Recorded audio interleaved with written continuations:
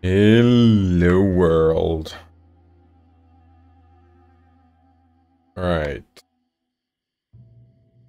Assuming we need to go in here and do this fight again. I'll go ahead. Do we cast stuff before we begin? I think we do.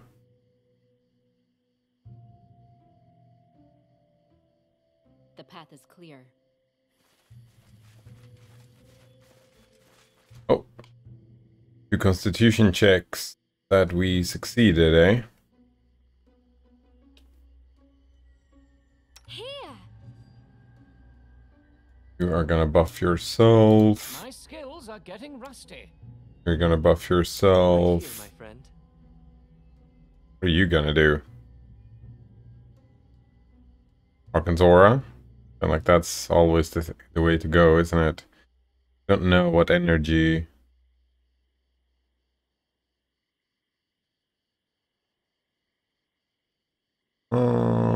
Number of rounds equal to half your holy special, holy weapon quality. No idea what that means.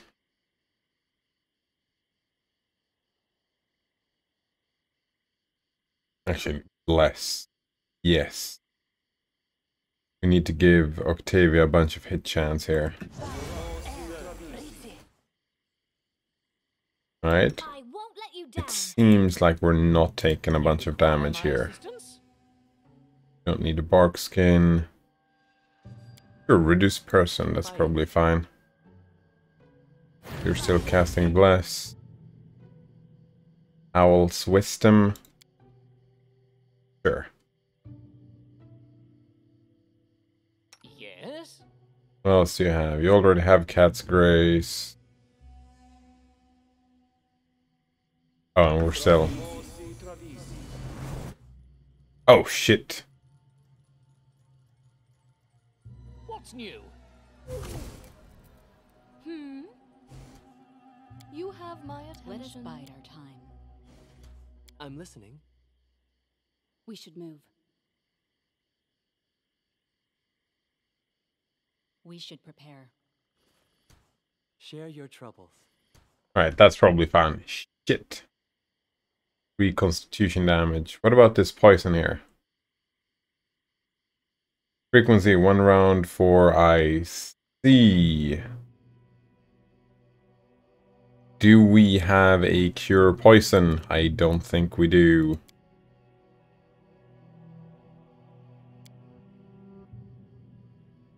Arkansas. Fuck. You can count on me.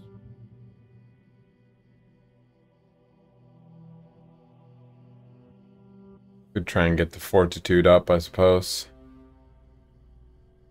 So, any brilliant ideas? Not really. Maybe we have a thing, a potion.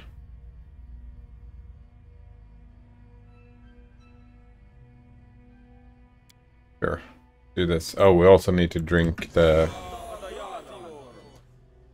thing. What's the holdup? You only have your 2 things, right?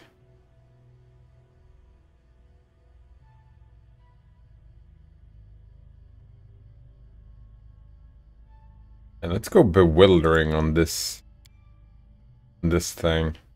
My skills are getting rusty. Do we have a potion? No, not restoration. Antidote, mage armor, alchemist fire, cure, faith, blur. I don't think we do. Remove curse we do have, but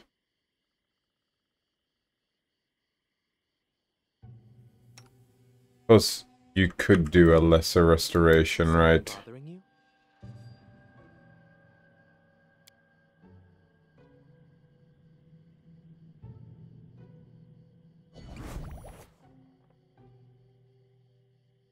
Ready and willing.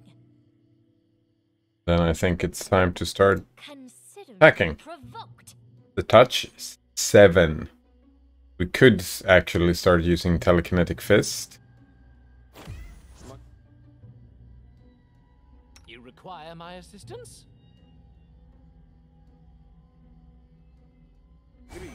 How about your fire?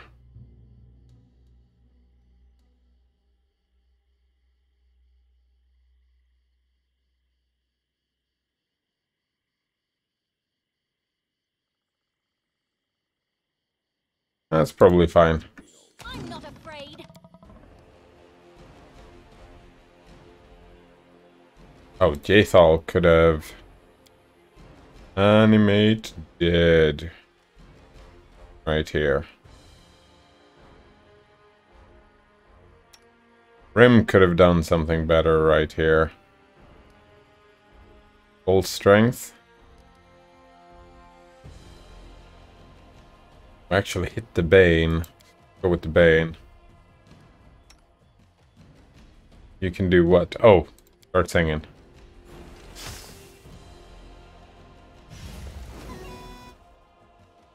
That was a fast start.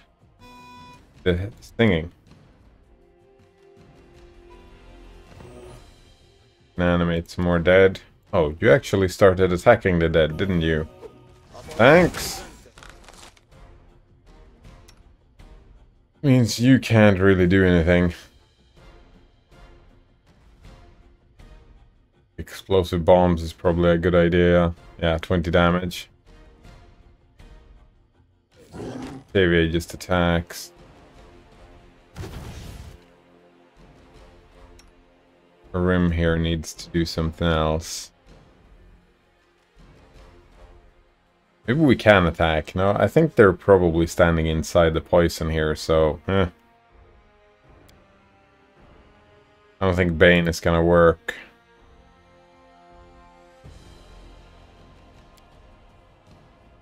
Ah, prayer.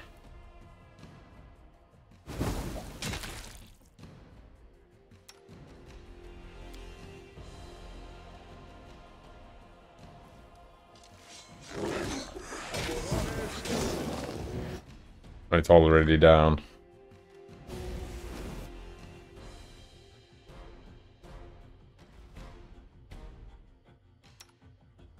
That was pretty fucking extreme. Alright. You can go out. No, wait, we have another fight.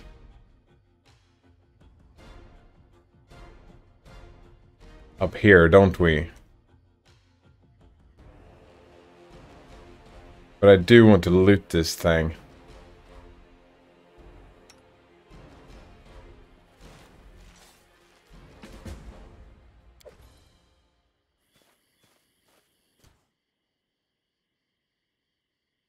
I want to loot that thing as well.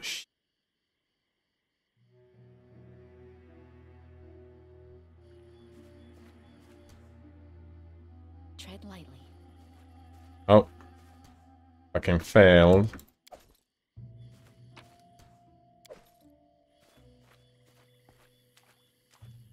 A solid plan. Fucking thing is in the way. Right, like this. Another con save. Oh shit. Did I get lesser restoration? Oh, I could have just teleported myself, couldn't I? I've spotted something. Now that I think of it. Something here. The path is clear. What? Oh, is that? One can slip magically between spaces, as if using the spell Dimension Door. Yeah. Right, how's my poison looking? Wait, oh! I'm immune to being poisoned. I got a fortitude save. It just deals damage because I don't... Oh shit, no. All of you go over here. You go over here. Road awaits. You go over here. I can take the constitution damage.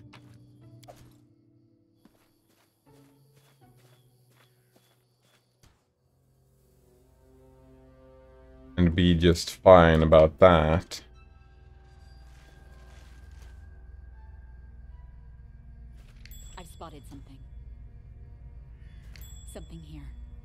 Oh, fuck.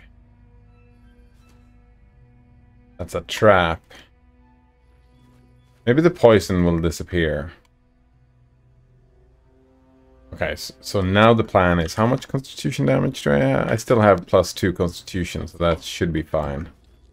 Enemy near. We just go over here. Oh, and you guys all hold, right?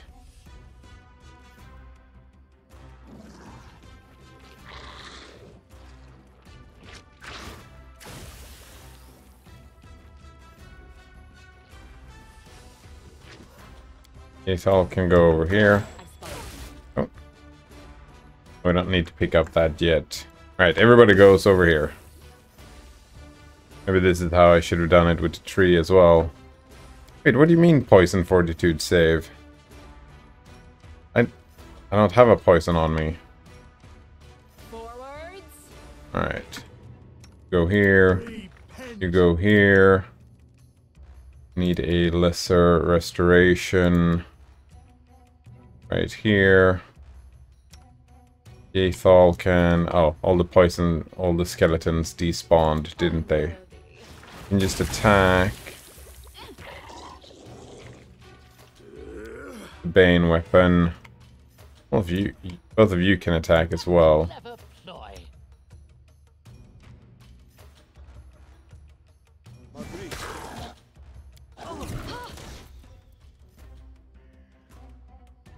Spell failed? What the fuck? What do you mean spell failed?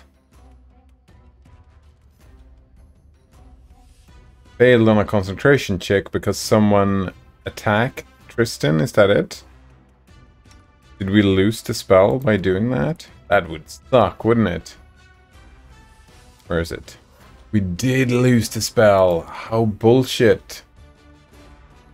How bullshit. We're all blessed still. Let's do prayer instead. Assuming because these fuckers deal AoE damage.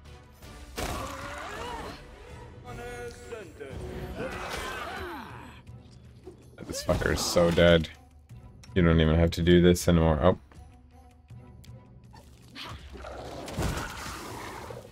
Yeah. Alright, then we take... Don't I have a... Pretty sure I have a potion of restoration, though.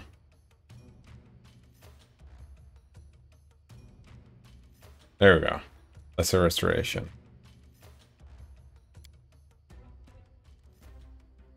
Oh, we're still in combat. There we go.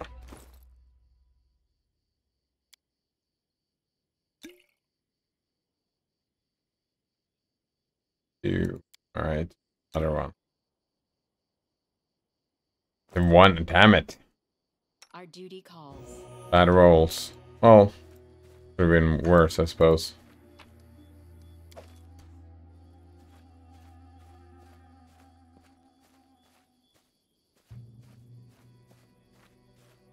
I don't think there was anything over here.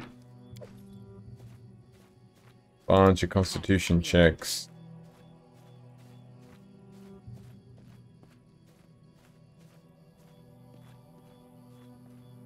Wait, can we really just... No. What I thought. Oh, but we could have just gone this way. Oh, that sucks.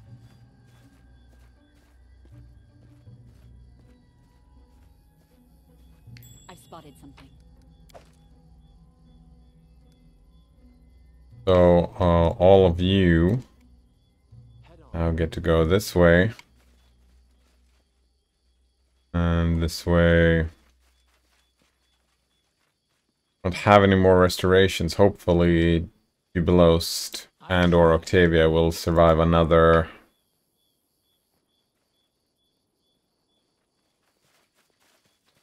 Yeah, this is good enough. So let's do a quick save. Yes. Can we get more constitution on you?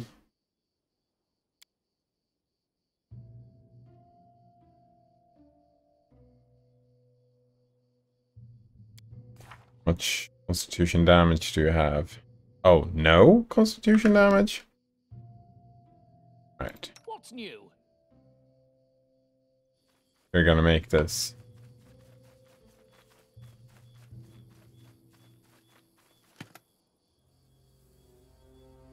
Child's play.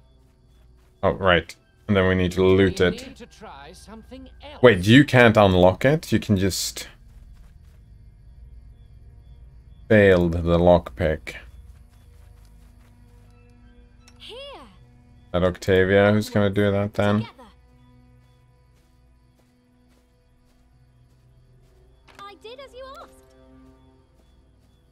You better fucking be worth it. Right. What did I pick up? Oh, it's still... Wasn't that? Was some bracers, wasn't it? Yeah, these fuckers. Gloves of Dueling. These gloves grant or wear a +4 bonus to CMD, combat, move, defense. That. The wearer has the weapon training ability and is wielding a weapon that gives a bonus to... Gives a bonus...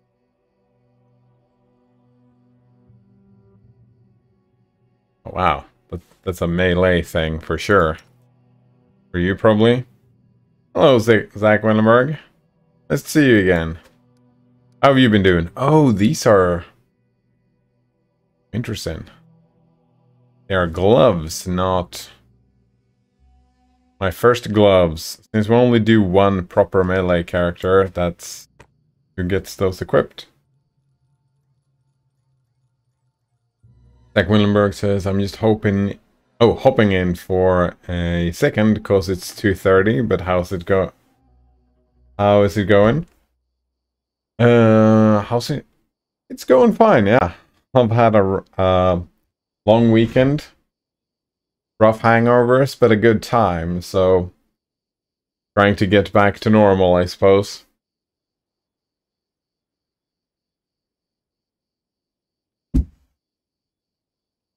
Yeah, better go to sleep at 2:30 indeed.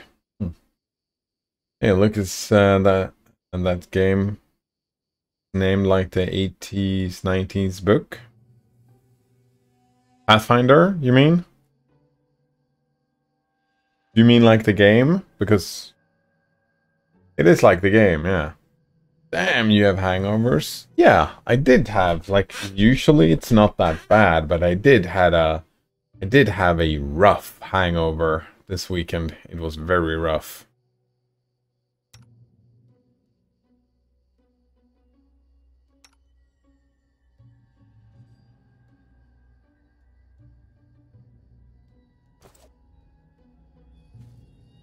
How long for this potion? Poison. Oh, I think the poison is gone.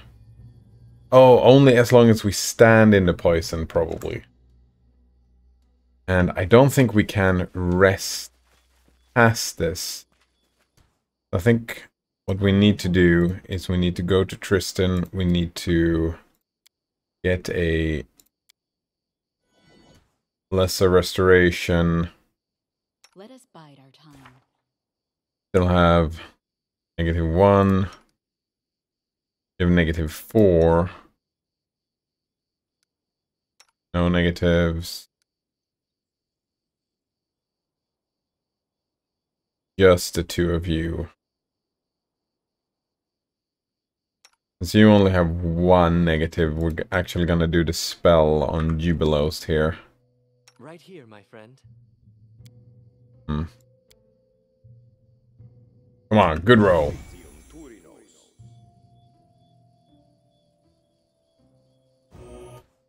That's not a good roll.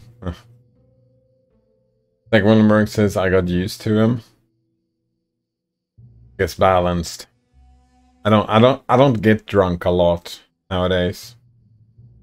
Also, I was saying, hey, look, it's the game that's named like the 90s book, Pathfinder. Was there a 90s book, Pathfinder? I didn't know. I didn't know. I was thinking that it was a Oh, maybe... Oh, it was sci-fi. Definitely not what I was thinking of, because it is a pen and paper game, but it is a pen and paper game, fantasy game, based off of Dungeons and Dragons. And those games always come in books.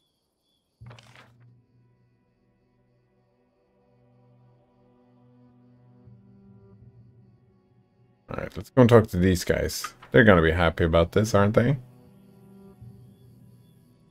Get me some rewards. I like rewards.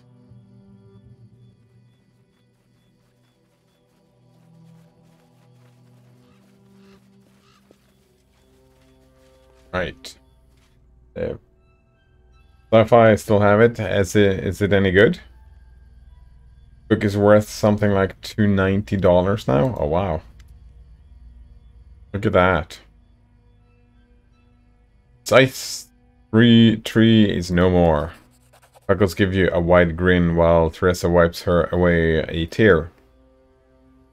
And you now know peace, my queen. Oh, what do we get? Gold, jade, moonstone, citrine, new event. Research into the nature of curses. Even more curses, eh? Oof. Get a bunch of XP, which is great. Olga Vernix is back. She lives in a house outside the village. That's so. That's welcome news. Why didn't she visit? Did she really forget me? Oh, so much time wasted. It is unfortunate her father didn't live to see this day, but... Oh, but... He left a letter for it. Where is it? Just a moment.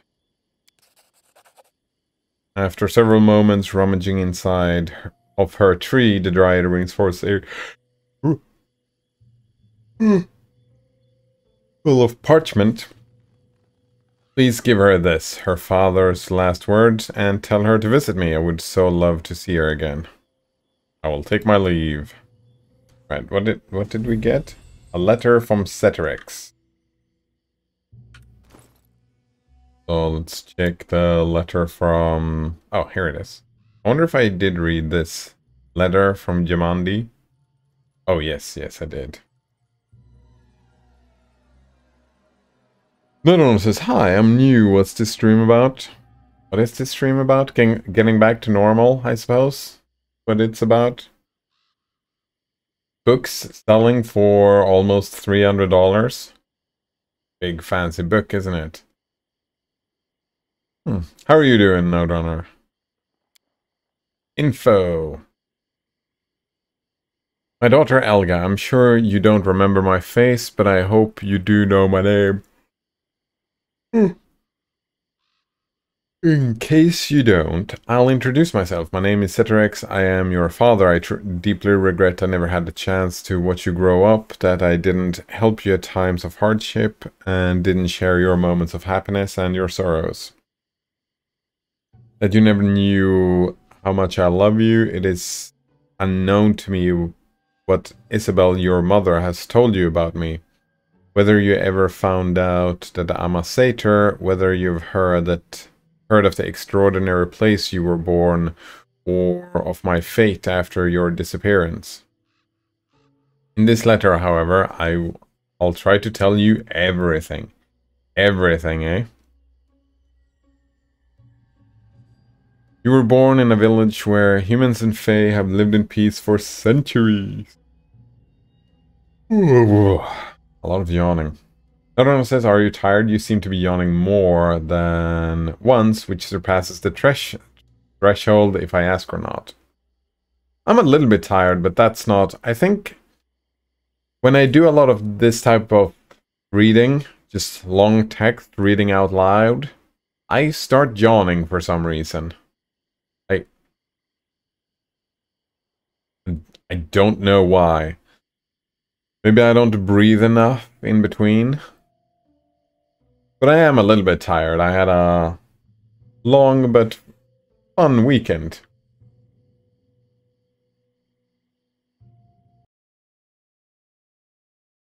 Mobile keyboard is pretty interesting. I'm trying to learn it.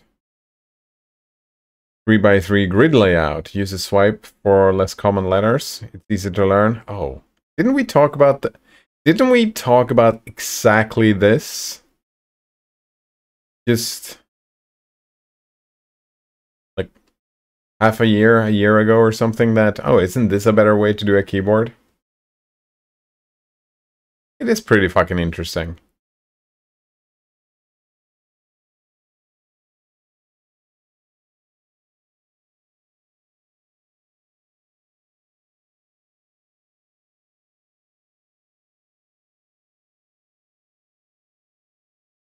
Jonas says, yeah, this sounds like something I've thought of before. Gonna try and install it and try it out. Thumb key.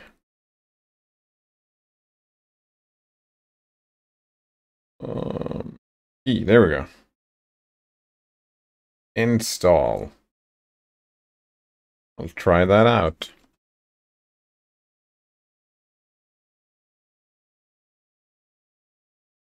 Yeah, predictable positions to prevent your eyes from hunting and picking for letters, right? Get them into the muscle memory, that's the point. Assuming you press down and then you move. That.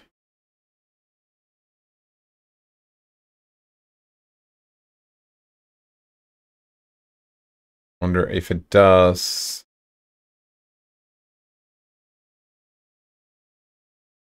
I have an edition with different languages. Oh, look at that. Yeah, A here has some extra stuff. O does not, but A has some extra stuff. Well, since it's free and open source, maybe you can manipulate it yourself.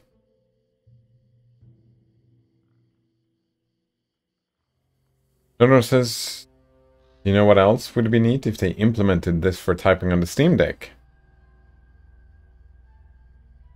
Dodo says, I'm not using this keyboard layout. Nice. Can change it around. Yes, typing on the Steam Deck.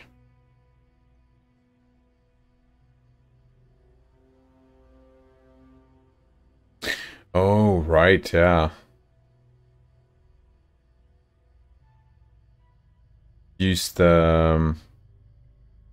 just use your thumb on the pad thing, right?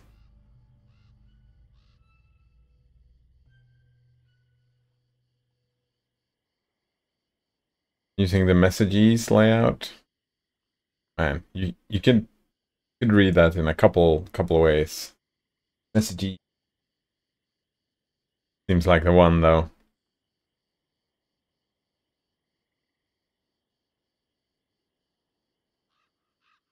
How long have you been using it?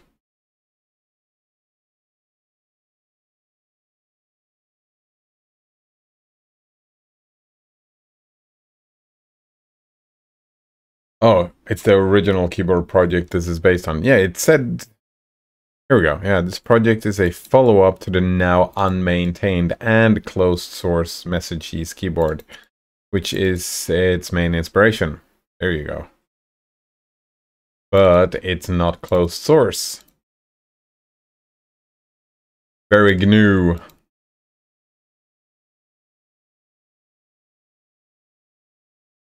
Just today. Nice.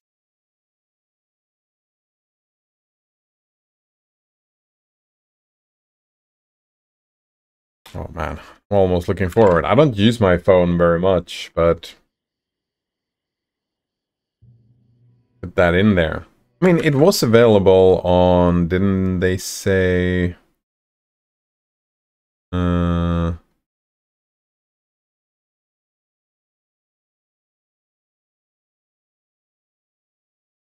I missed something.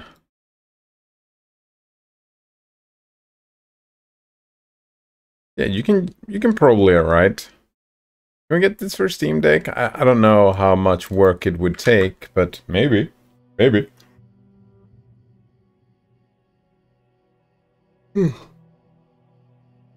Keyboards on mobile are trash.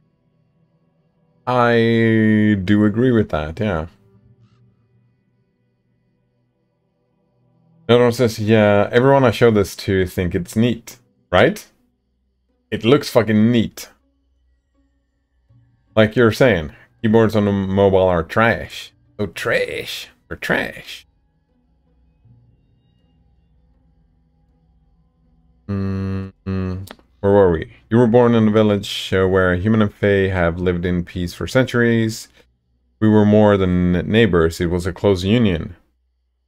A union so close that fae and humans built families together. Your mother and I fell in love with each other, and you were the fruit of our love. The child of two people. Child of two peoples. Fruit, eh? There wasn't a single human or fae in the village who didn't like our little Elga. From early on, you knew how to conquer our hearts, and I loved you as well, more than anyone else in the world. Every day I would look at you and admire your features, and I would feel the happiest creature in all of creation. Another one says, I want to touch type and not have to rely on spell check. Such an imprecise input method deserves to be eaten by trash pandas.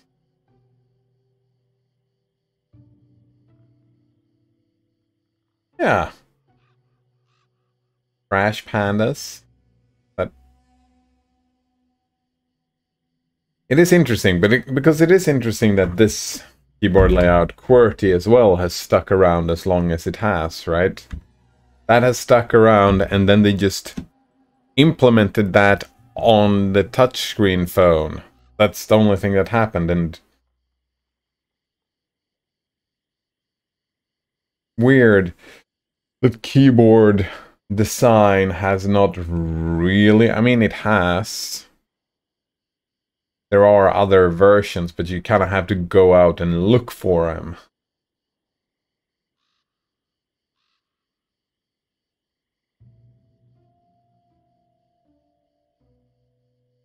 Another one says, yeah, that's trash. And you know what? Who eats trash? Pandas. Trash pandas. Raccoons. Ah. Like, why are they called trash pandas? Why not call them raccoons? Because they look like a panda and they eat trash? One thing's trash is another thing's treasure. Oh, it's an internet meme. I don't know, since I didn't invent it. I must have missed out. I think I've heard the trash panda thing before, but also deer are forest puppers. Just get a word to mean something else. Oh man. Feel like why not call them raccoons? Why not call them deer? Feel like they are all that the name already has kind of a built-in pun in it. If you're talking about forest puppers, because puppers are very dear to people, right? Maybe that's the joke. Alligators are swamp puppers. Oh wow, that's... Alligators are scary shit. Doesn't sound very dear at all. But my happiness wasn't meant to last. Isabel took you to far-off lands. Why she did this, I do not know. Perhaps I offended her in some way. Or maybe she foresaw the coming disaster. A few months later, a horrid creature attacked the village and razed it to the ground. A lot of fae and humans died. Hundreds of houses were laid to waste, and soon those lands were void of life. I looked for both of you for a long time, but I never found you. Finally, I had nothing left to do but to return to our ruined home and live out my days in solitude.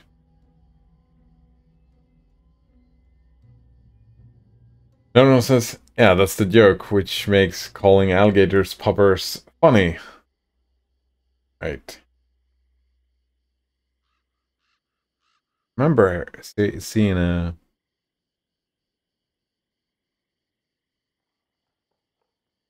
story verbalized by some YouTuber or whatever where they were just talking about a couple of Australians getting caught in a tree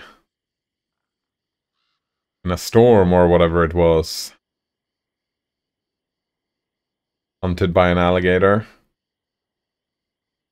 Another one says, oh, I heard that story. I felt like you did, because I feel like that came as a recommendation from you, that story. That's kind of why I brought it up. That was a crocodile. Right. I really don't know the difference between a crocodile and an alligator.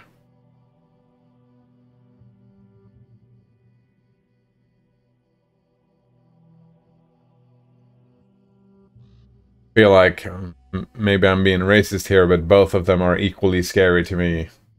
We don't have those where I live. No, we don't have those where I live.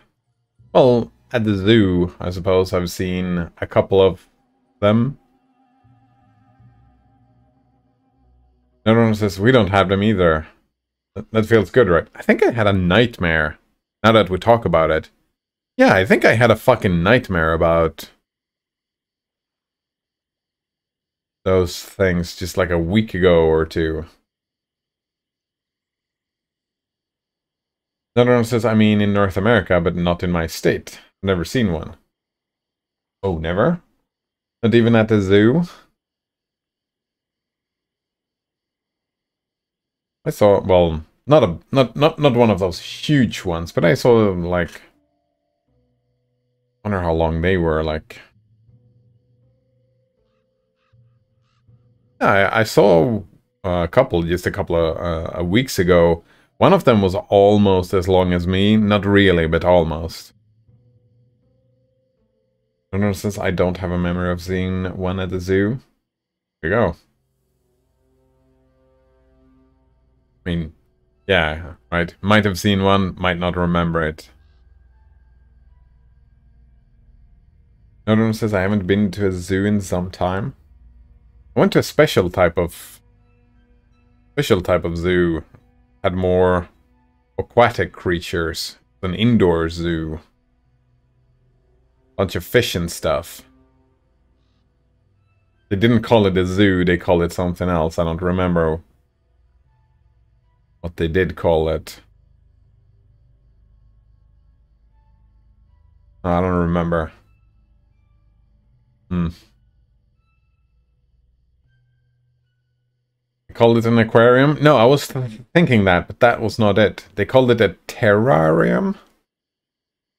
Because it wasn't only fish. It wasn't only fish. It was fish and like jungle creatures as well. Birds. There was a lot of moisture inside the building everywhere. There were snakes. It was the place where I got to hold snakes. Terrarium is like an aquarium for land critters. Yeah, kinda. But they had aquariums and terrariums in the place. I don't think they did call it either of those, though.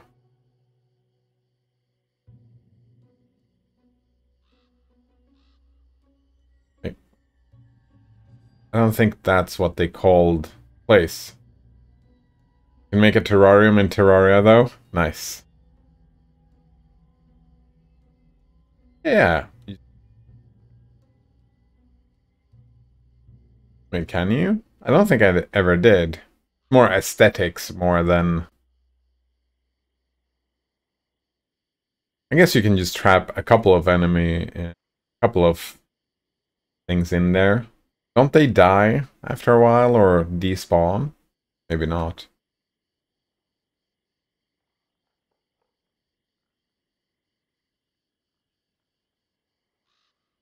Yeah, you can catch critters with a net. Oh, wow. So it's explicitly and put them in a cage. There you go. And now you have a terrarium. Play them. I didn't remember that. Maybe that's new. Are you still having fun with Terraria? I actually tried out... I don't know how that popped up in my mind. I tried out like a couple of hours of Sea of Thieves the other day, but I only played for a few hours, and it didn't super grab me. Also, I ran into a frustrating situation. Yeah, we were out sailing the seas and whatever, and we found a cool looking thing and a weird quest that just told us to go out and find something. It was super fucking vague. And I'm like, well, there's some shiny stuff in the waters over there. Yeah, Sea of Thieves is full of frustrating situations, right? There's a thing over there. Let's go check it out. Maybe that's the thing. So we checked it out, we anchored, we jumped down. Weird that we could anchor because it was deep as fuck, but we would just dove down and down and down and down. Found a cave and some breathing stuff. Died a couple of times to the sharks, but luckily we found some ammo. Yeah, you can anchor anywhere. Noticed. Got the sharks, went around, found some weird statues where you could move the arms around. Yeah, the purple glow, indeed.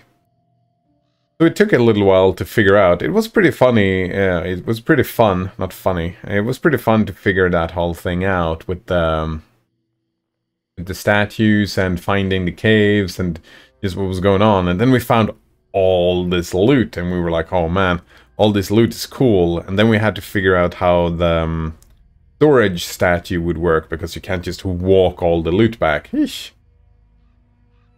Yeah, that's a mermaid dungeon thing. There's several of them. Yeah, I would imagine that you would know what I was talking about.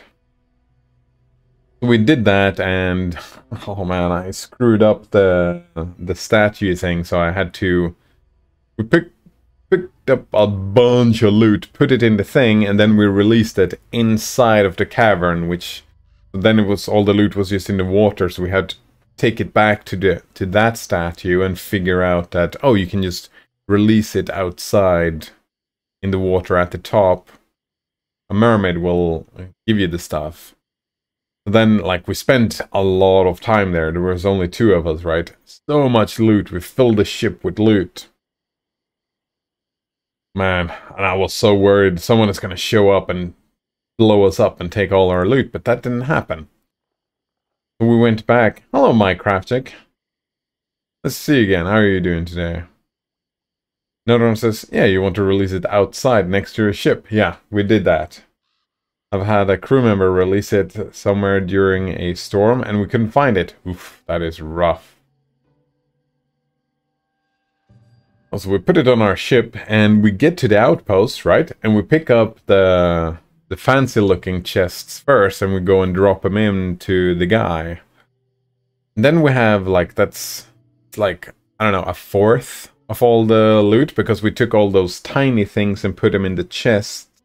So you had those chests with 3 things in it. But those didn't want to get dropped off. We were like, what the fuck? Oh, you can't drop it off here. You need to drop it off at an outpost. And we were like, what the fuck are you talking about? We are at an outpost. So we run around and talk to everybody, but no one wants our loot. So we were like, oh, fuck me. I guess we have to go to another outpost. So we go back to the ship. And the ship is gone. All our loot is in the water. There's a little mermaid sitting amongst all the loot. I'm like, what the fuck? I go in, I talk to the mermaid. I get teleported to another island where our ship is for some fucking reason. Our ship gets teleported, drops all our loot in the water. Then it teleports me away and there's a skeleton in a cannon that's shooting my boat. And I'm panicking, saving the boat, and all our loot is gone. Why? I don't fucking know. Our boat just teleported to another island, I suppose. Almost got sunk by a single skeleton behind a cannon. And at that point it was like, this is fucking bullshit, man. This is bullshit.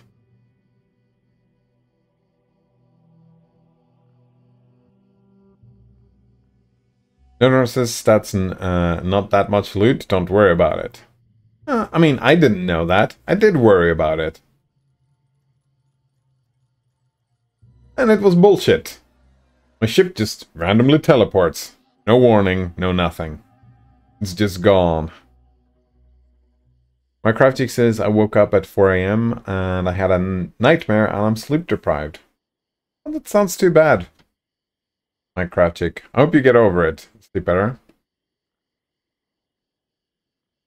Another one says your boat either sunk or it was clipping into the terrain in such a way it got reset after some time. Oh, it was definitely clipping into the terrain then. I had a Well, maybe not definitely, but...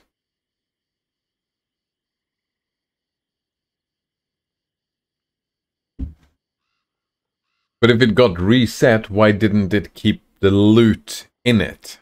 Maybe it did get sunk, but if it got sunk, why did it get teleported away to another island? Because the other island was not an outpost. The other island was just an island where there was a single skeleton shooting a cannon at the boat. At the ship. Super fucking frustrating.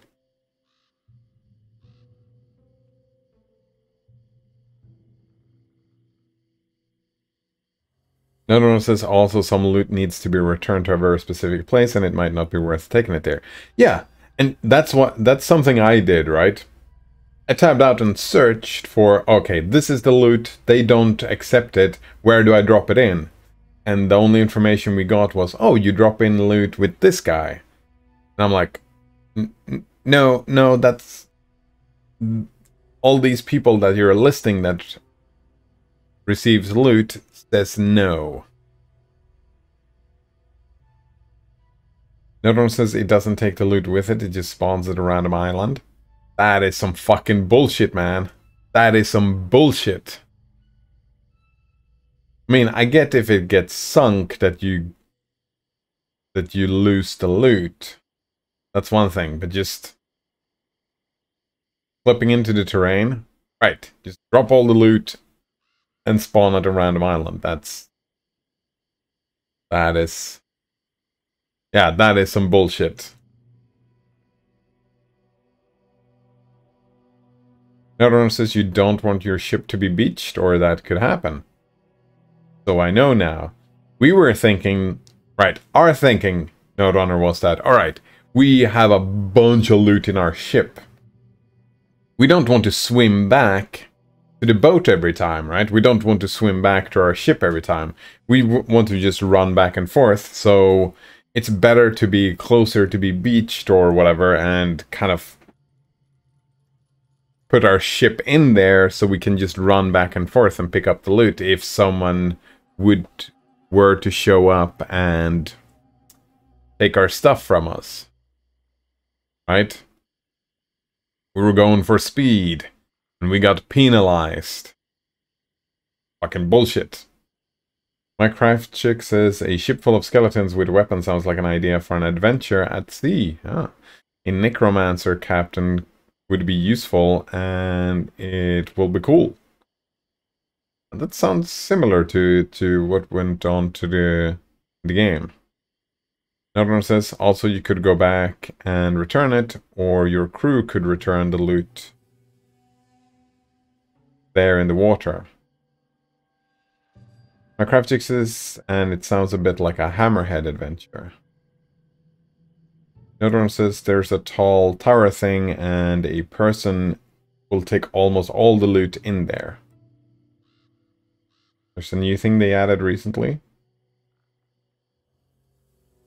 Oh, we were running around the entire island. We didn't find a tall tower thing. Also, the thing was, right? We were already at that point. We were kind of feeling that, yeah, we're just gonna turn in the loot because most of the time playing had just been moving chests back and forth, right? It was fun figuring out the thing, but then when you had like a dozen chests and you move really slow, like, oh, I need to move back and forth. That was the game, right? Just run back and forth, picking up a chest, dropping up a chest. That was the majority of the playstyle, and the gameplay was like, eh.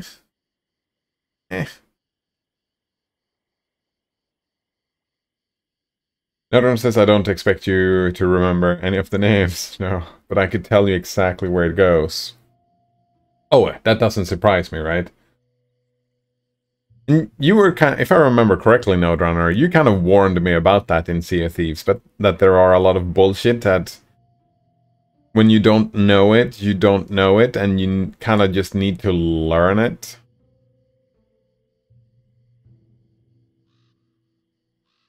I feel like I remember that warning about the game. this, by the way? Oh, that's a wand of burning arc.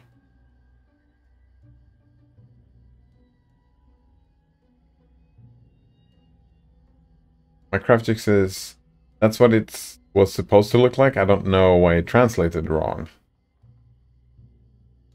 Oh, hammerhead, warhammer.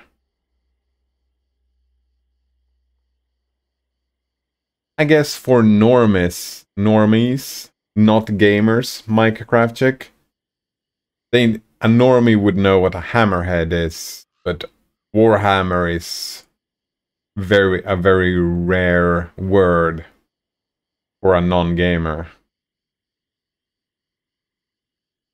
Everyone says actually the picking up and dropping things can be pretty fast once you know how to do it quickly.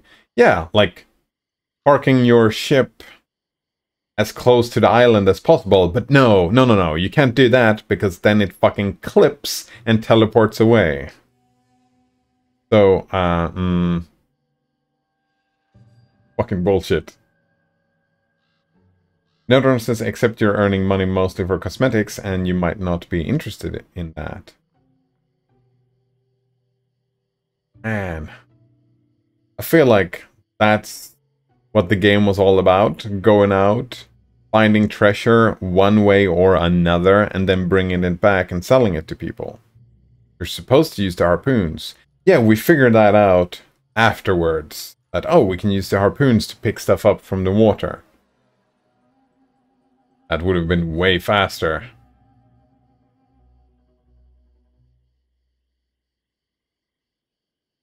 Yeah, I don't know. I might give it... I remember thinking that it's a PvP game. I don't want to do it on stream, but maybe that's fine because something tells me there's a lot of non-PvP time in the game where you can read chat. Maybe. Maybe. But I feel, yeah, the whole point of the game is earning money though, isn't it? Or the motivation. You're a pirate, you earn money for the sake of earning money, and then you can use those money for cosmetics, which is fine for me, yeah.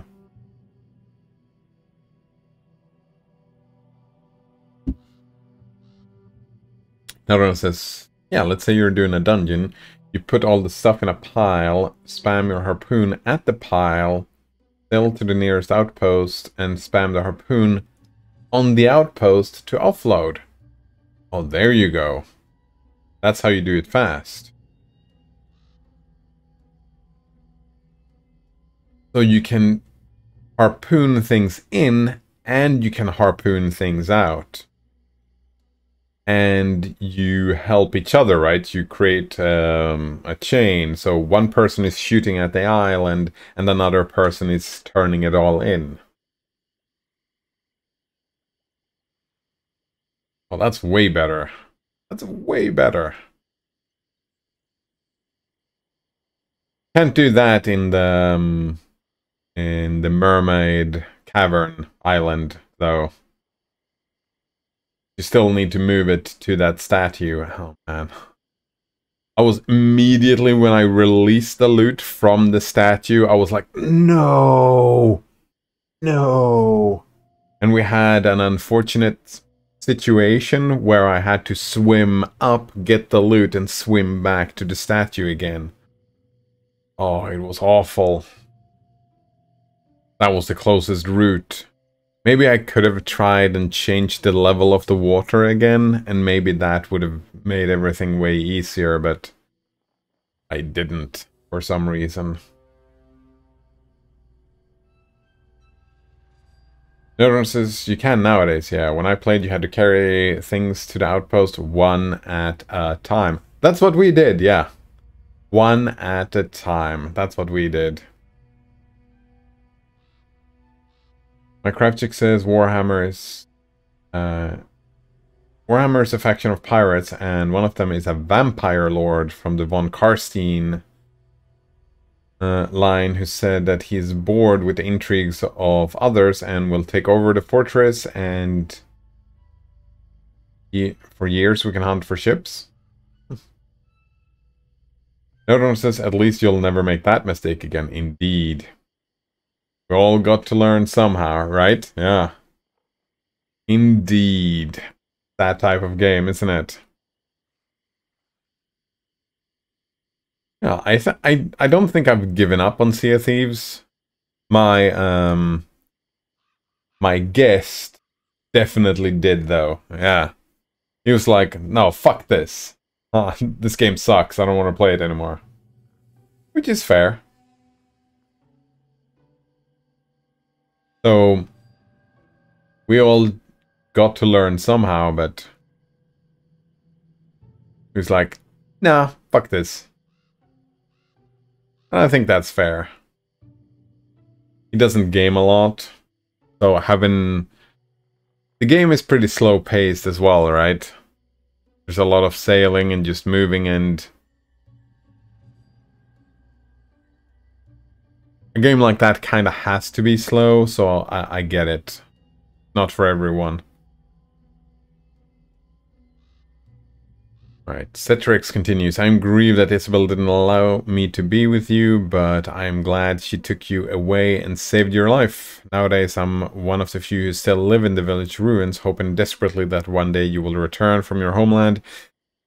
I'm too old and too lonely to leave.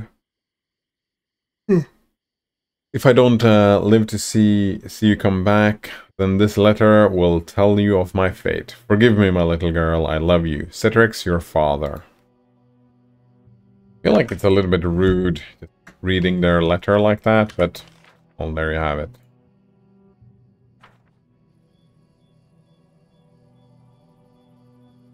Another one says it's super slow and super time consuming, right? Yeah. Which is...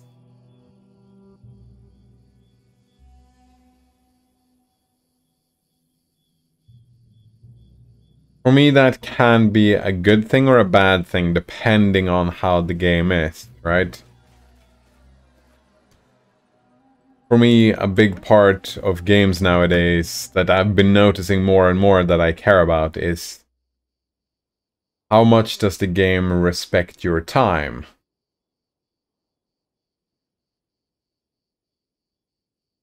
And I feel like a game of Sea of Thieves has to be slow because it's a PvP game, right? You need to be slow for people to be able to catch up to you and attack you, right? Think your ship. If you were super fast and could just zap in and out, the cat and mouse gameplay is not doable. So it has to be slow and time consuming, and there has to be a risk reward because time becomes such an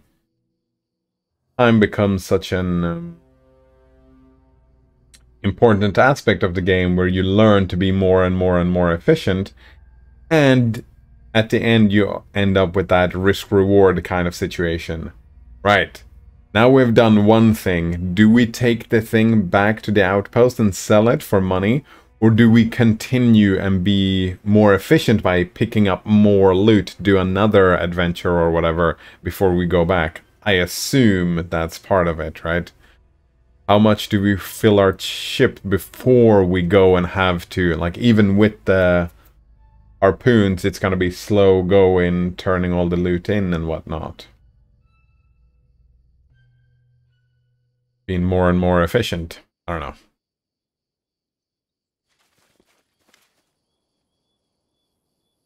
Alright, here you go. A dryad named Teresa remembers you and would be glad to see you again. She asked to give you this letter. Helga opens the letters, runs her eyes over it, and her expression shifts. It could be either a smile or a grimace.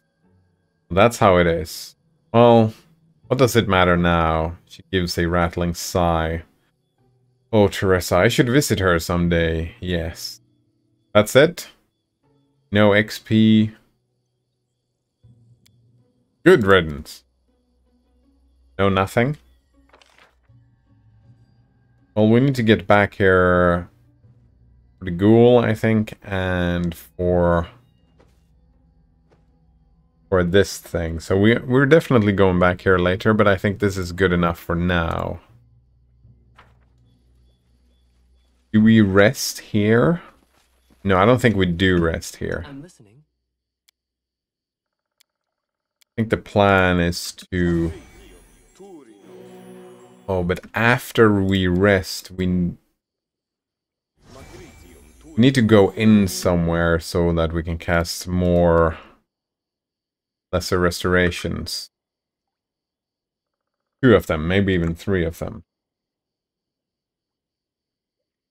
Nodon says that I feel like everything is against you. You have megalodons and krakens and skeletons shooting at you from cannons, and oddly specific things you have to learn, and once you have the experience under your belt, you finally deliver the treasure under strict margins and a huge time investment. It is super rewarding. Yeah, I would imagine, yeah. I've compared it to EVE Online before, and I still feel like that is a pretty fair comparison.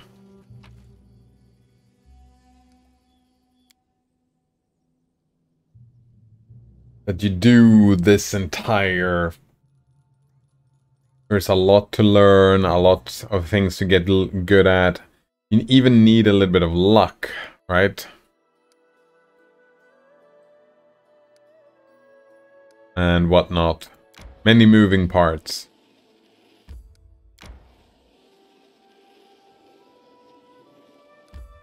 Definitely rest before going in here, which is unfortunate. That's what we're doing. Everyone says it can also be super demoralizing, but the way I think of it is the treasure on your ship is not the treasure and your treasure until you've turned it in. Yeah, it's like, yeah, I like that. That makes a lot of sense. Again, with the compare... There's someone on the road? Fuck. Compare it to EVE again, right? Who will prevail? Does it matter? Any, one of the first lessons of EVE is similar, that any ship, don't undock any ship that you cannot afford to lose, because when you undock with your ship in EVE, that ship is no longer yours, right? It's gonna blow up.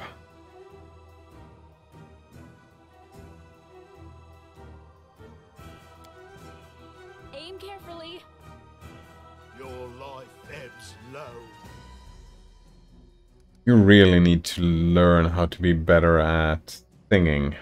Maybe you're gonna be the secondary tank. Yeah. More and more feeling that way.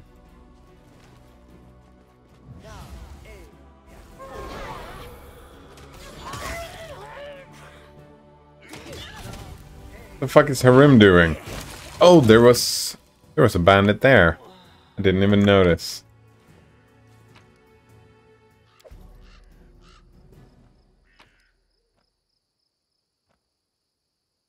Did we get a full rest, I wonder? Share your troubles. No. Alright, so we get the... Wait. How does this work? I think we do need to press here to get our actual full rest, right? Yeah, that's how we get our full rest. Confide in me. And now we can do the... Oh, wait. You actually lost your damage, didn't you? Yeah. Oh, right, you get a -1 every time you rest. So, perfect. They're all fine now.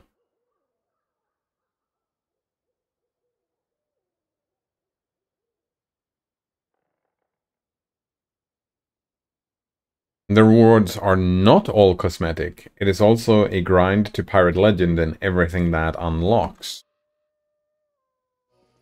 Right, it's not all cosmetics. So what is all the stuff?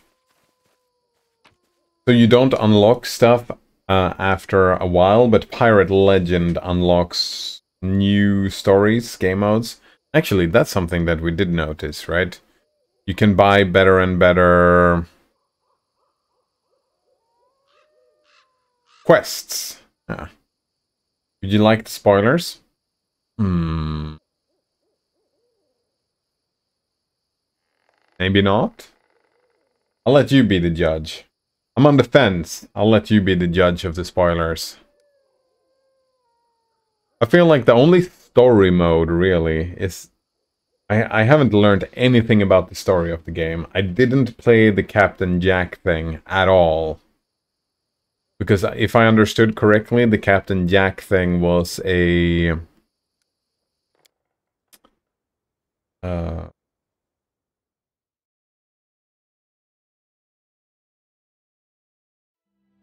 what was it? The Captain Jack thing was a solo thing.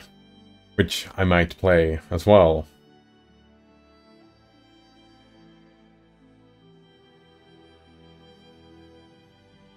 Another one says, I'm not even sure if you could play the game until the point where you reach Pirate Legend without knowing at least a little about what Pirate Legend is about, right? Yeah, I would imagine. Oh, Pirate Jack is not a solo thing. Oh, that's too bad we didn't play that then. Good morning, Tomaluko. Let's see again. How are you doing? How's it going? I'm doing alright. Still recovering from intense weekend. I think that's the word we can use. Intense.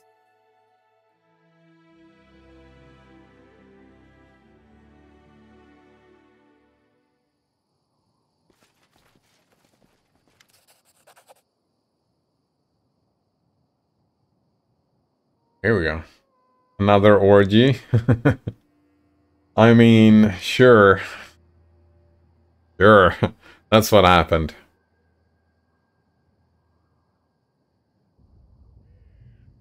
Yeah, I would imagine as well that... And as well, right? If you're looking to go after becoming or playing the... grinding out to become a Pirate Legend, there has to be something that motivates you to become Pirate Legend, right? So I don't know if it's a spoiler more than a goal. It sounds more like a goal, Node Runner.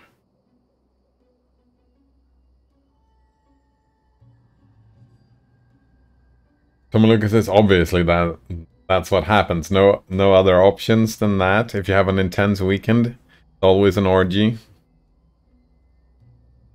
And I've actually never been to an orgy. I think it would require a bunch of prerequisites for me to feel comfortable. The inspiration today is Plan for Her. And then there is this splitting iconography as the picture. I'll call Gatina Tap, but it's nice to see you again. How are you doing today? And we were talking about orgies. I don't know if my head is in the gutter, but... that's how you become a good lover, isn't it? Plan for Her? Close. Nodron says Pirate Legend unlocks another faction called Athena. It gives you a whole new quest. Line of quests and activities that only Pirate Legends can perform, as well as a secret hideout which exists under every outpost that you can visit by playing a song as you get Pirate Legend, and with that, access shopkeepers who sell Pirate Legend specific things. Right, you said that it wasn't all cosmetics, right? So there is some unlocking new quest lines. I feel like that's what I learned as well, right? That you unlock more and more quests, and I'm assuming more and more intricate quest lines, or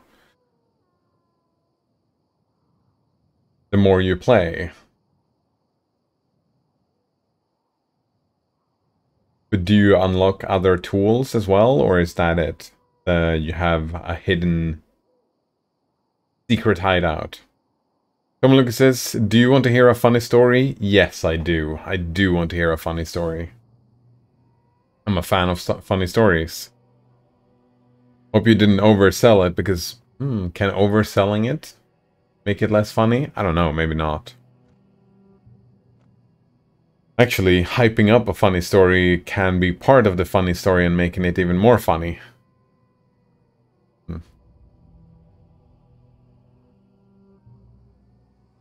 Lucas says, I got promoted because of bad public transportation. That sounds fantastic, Tomiluko. I feel like the story itself sounds very funny, but the delivery leaves a little bit to be desired. It felt very like exposition rather than a story, if that makes sense, Tomiluko. And I feel like I guess always leave them wanting more, I suppose that's what they say. Always leave them wanting more. I want to hear more stuff. How did this happen? There are a few details that I think can make it even more funny. Lucas says, I'm not a great storyteller. I mean, I think it was pretty funny as just, oh, here's a short, almost a full sentence. Just a phrase. Just a phrase without a lot of context. So, yeah, the build-up and the punchline together made it pretty funny, Tomiluko, yeah. Noteowner says, also you might not have seen, but there's a faction that's not at the normal outposts called Reaper. I've heard of them, yeah. They accept every treasure and are PvP focused. Oh! They accept all the treasure. There we go. We only got, like, we didn't get very far. We only went and did the first faction at the little tent was just go out, pick up loot, come back. You just got a treasure map. We were still kind of playing the tutorial, right? I'm imagining that playing the tutorial is gonna be many hours in that game.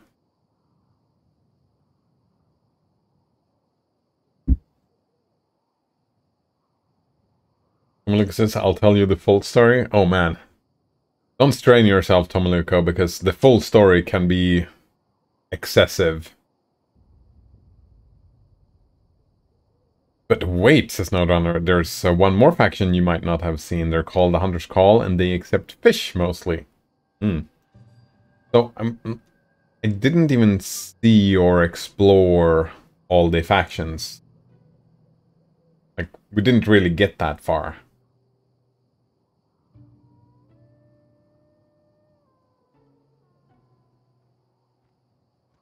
Tomiluko says, my coach and I went out for a beer last Tuesday. When it was time for me to catch the bus, I left and was there on time.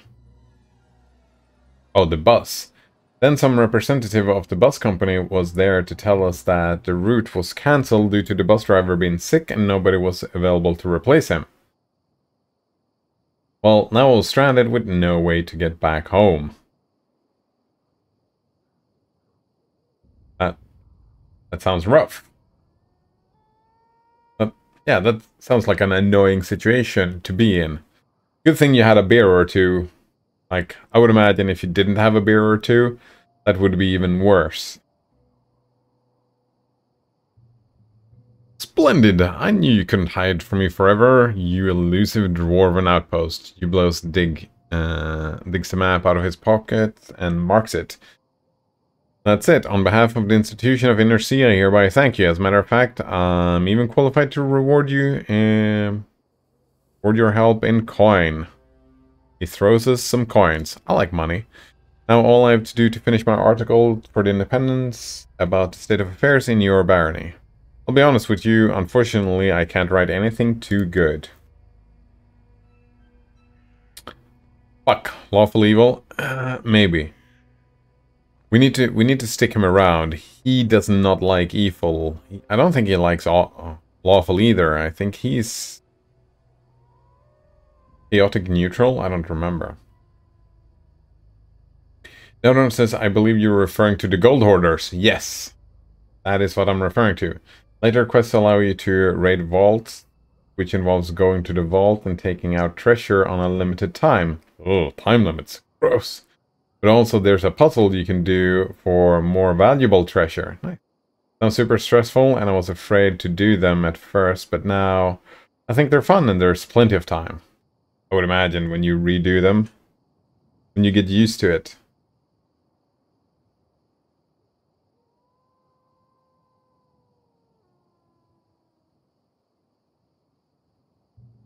Do you only get gold? Oh, wait.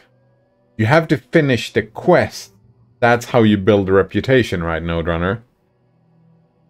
If you do something that is not the quest, you only get gold, but if you do the quest, you get reputation. Nope, that's not it at all. No. Someone says, I went back on to my coach's hotel. On the way back, I actually saved a woman's life as she was totally passed out on the side of the road, so I called emergency services and put her in the desired position until ambulance arrived. Holy shit. Talk about a story, Tomiluko. Yeah, talk about leaving out the cool details from the story. Holy shit. You went back to eat dinner with your coach, and while he was sitting there with the company's VP, Vice President, and the Director for European Operations.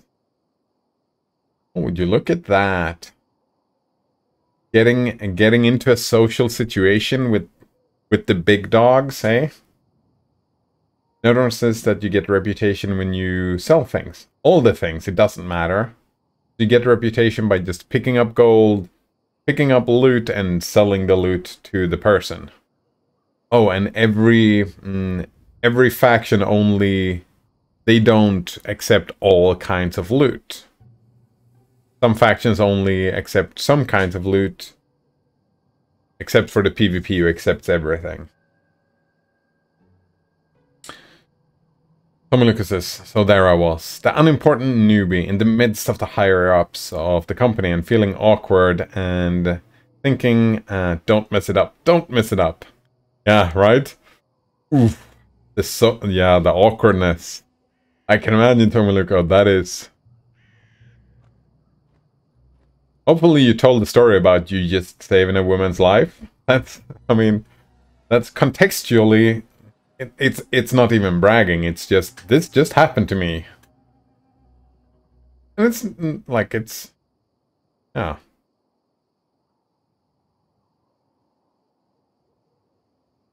Talk about silver lining stuff, right? This sounds like a weird fucking movie. The story, man. I'm loving the story, Tomiluko. Everyone says... If you sell a chest to the Gold Hoarders, you get Gold Hoarders rep. If you sell it to the Order of Souls, you get Order of Souls rep. Yo, those were the ones we were looking for, the Order of Souls.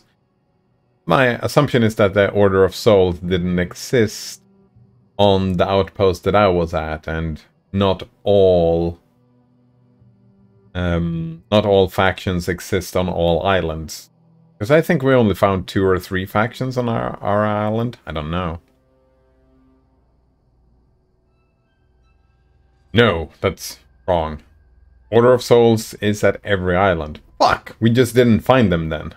And then our ship got teleported away, so we didn't... Damn it.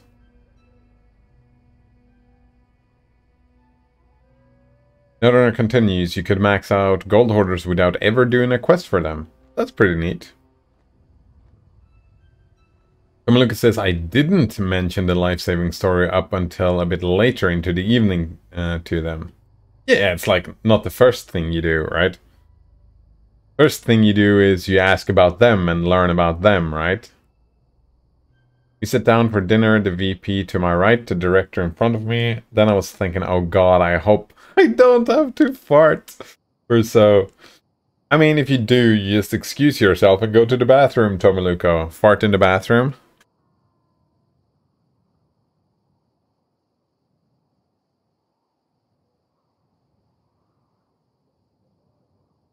We just didn't find the Order of Souls then. Sucked. Or maybe we did, because there was... That was the thing that threw us off, because when you talk to 1 or 2 of the people, that's why I thought maybe 3 factions. Because there was a third person who said something else that, oh, the chests have to be empty or whatever. And that was very weird. We took out the stuff, but no one wanted the stuff that we put in the chest, which was... Ugh. Yeah, they cry black. Oh. That was probably the wrong one then. Very confusing.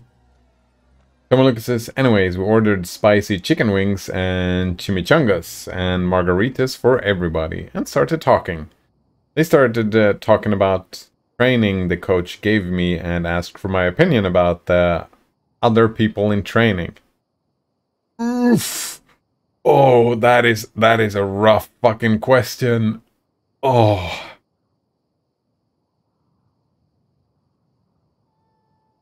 Holy shit, what a question, Tomaluko.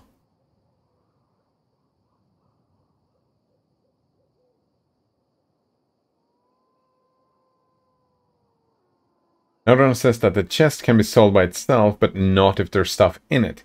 You have to take out the items and sell them by themselves. Oh, that's so stupid. That is another bullshit thing, Node Runner. Yeah. So what you do is you pick all the stuff, put it in the loot, and you put the chest down and put all the things out one by one and sell them one by one, because, right, you have to be slow. You have to slow people down, don't you? The reason why is because the chest can have multiple items that need to go to certain factions. Yeah.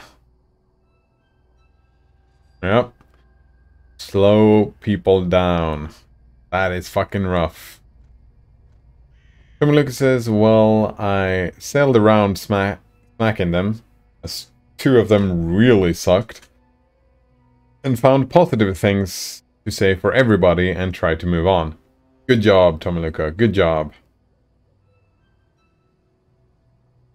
Another one says, but this is the old way of doing it. Now we have the Harpoon Tower thing.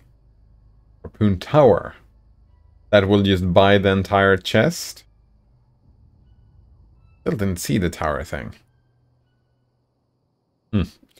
Monsters roaming the roads, minimal educational level, and travelers needs unprecedented luck to be able to find some interesting sites or landmarks. Sadly, these lines are not attractive, neither for potential settlers nor for tourists. I will not do the lawful evil. I think we're gonna do the neutral. Just pure neutral.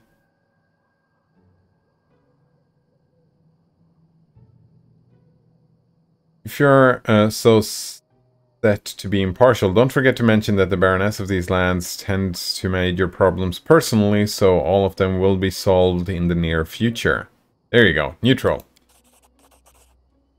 You know, you're right. I will add a paragraph somewhere near the end telling readers that the Baroness is still developing and it has some positive trends. There you go.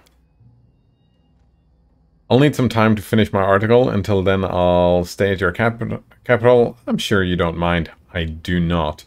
Great, by the way, I'd be pleased to travel with you sometime if you want to have a conversation with someone smarter than your usual companions. Oh, Jubilos.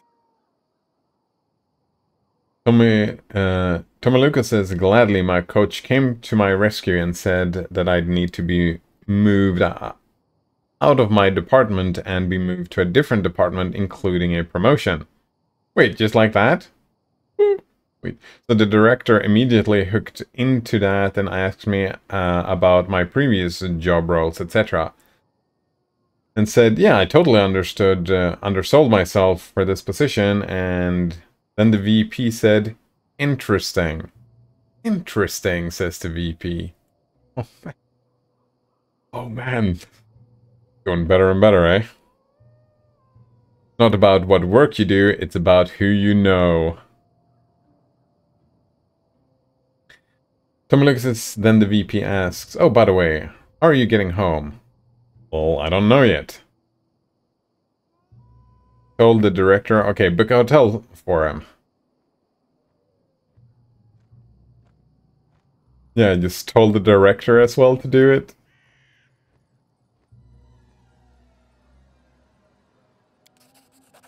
Previous side one, what? Travel with a pompous, self-centered buffoon like you? You wish. Jubilee says, well, seeing as it isn't your decision to make, I suppose you'll just have to suffer living in my shadow for a while. The gnome chuckles smugly.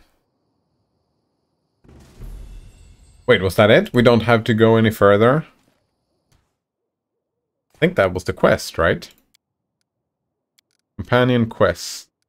No, that's kingdoms, errands. Yeah, all the companion quests are... No, wait, that wasn't a companion quest, though.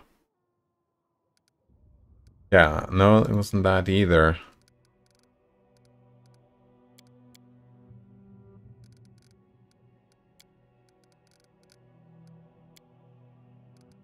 Yeah, there we go. The Renowned Explorer thing.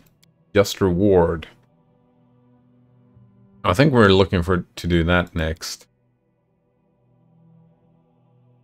Could look for... Wait. Could do this on the way back. The Lost Child. Points, I have no idea.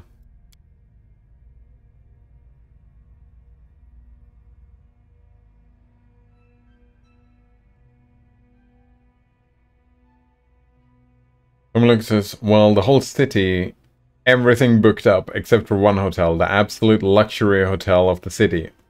Oh, that is rough, Tomiluko. Well, that's where I slept like a baby with the nicest view imaginable in a sweet room with personal service and everything. That's fucked up. That's... What a weekend, eh? What a weekend. Well, Getting on Tap adds the quote, there is no good and evil, there is only weight and those too weak to lift it. Where's that quote from?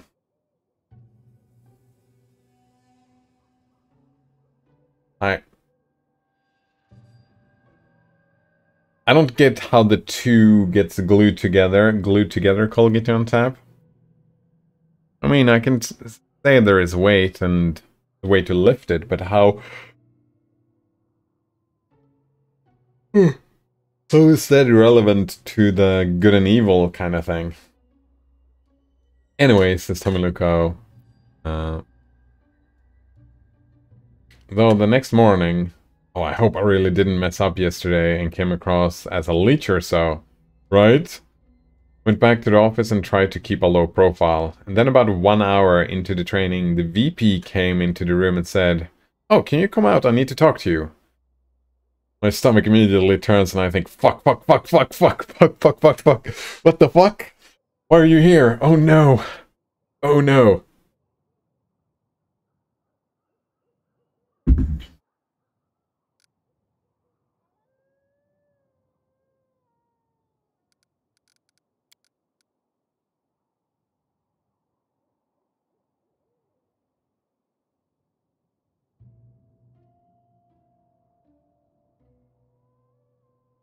Yeah, we need to go back and do that later.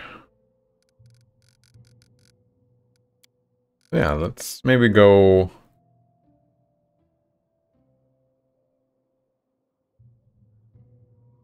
Candlemere Lake. I think that's the goal. Indeed. Tomiluko says that she says, I need to introduce you to someone. She walks me to a different department and says, yeah, meet the virtualization team. See, my coach said I needed to be moved to. Oh, you got moved to the virtualization team, eh?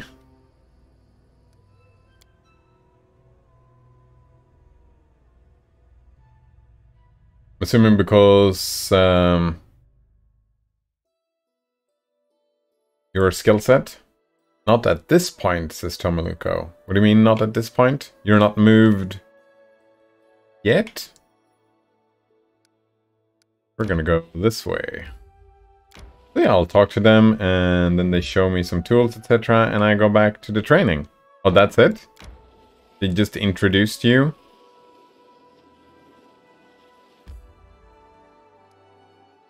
Don't need to enter this location. I guess we need to go this way. The Candlemere Tower.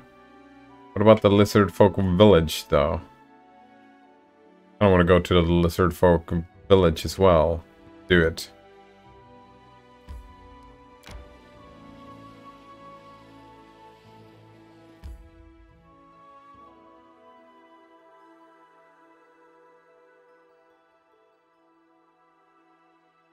Lucas says, a few hours later, the VP comes back and says, "Oh, Frederick, come with me again."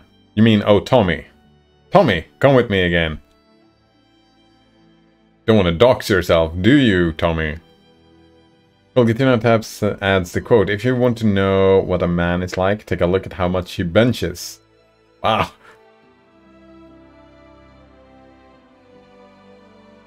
That's a 0. That's not okay. Wait, how do you do a 0? Like this much I bench. Oh, actually, I bench this much.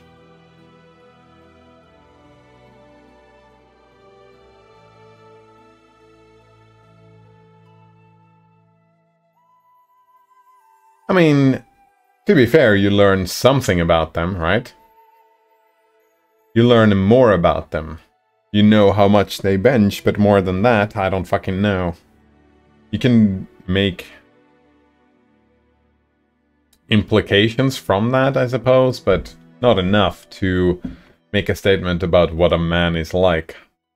I kind of disagree with that, Colgate on tap. Lucas says, and now the team's manager is there and we started talking in French, as he's French. Look at that. And he said, yeah, look through the work, and if you find it easy, you're hired. Oh, just like that. Through the work. Then you look through the work, and then you're like, yeah, this is easy. I'll do it. Someone says, shoot. Well, no, everybody knows my fake name. Oh, do indeed. End of the day, I go home and have a look through the work things, and I find some solutions to the problems they have.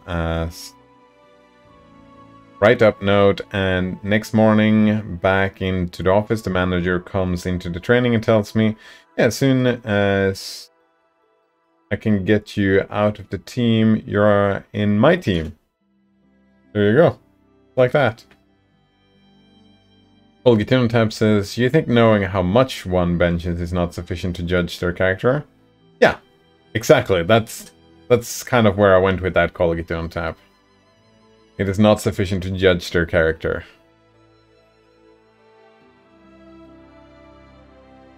Withholding judgment is always a good idea, though, I think. Better to withhold judgment as far as you can, probably. You need more and more and more and more information. Lucas says, and now I'm just waiting for our workload in our team to cool down a bit, and then I'm in the new team. That's fantastic, Tomaluka. Pretty neat. So, you say it was a promotion. Will you enjoy? Because I know you enjoyed. You've been enjoying what you've been doing, right? So, will you enjoy the work as well?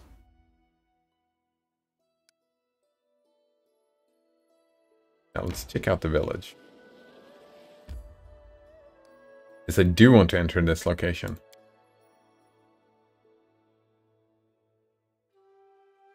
Olgitino Tab says a pretty hot take, but I can get behind that. Is it?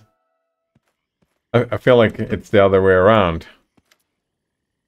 An old lizard folk is wandering outside the village. He stares at you with shiny, beady black eyes. Warmblood, old Kagar knew you'd come. Yes. You're looking for a youngling? Yes. He is here, alive. Nice. Other time we ate him a long time ago, but long-tailed tribe gone crazy. Maybe you save him, maybe not. Maybe too late to save anyone. Yes. Weird.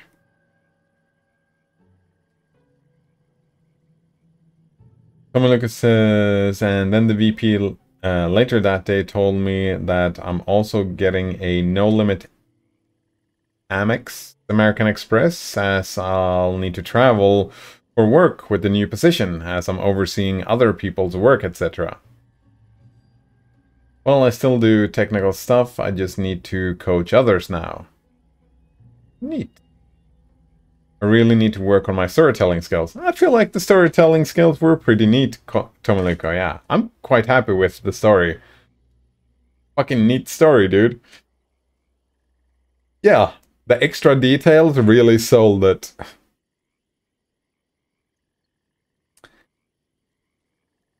All of that... because the bus didn't come. Well, Yes and no. Yes and no, Tomaluko.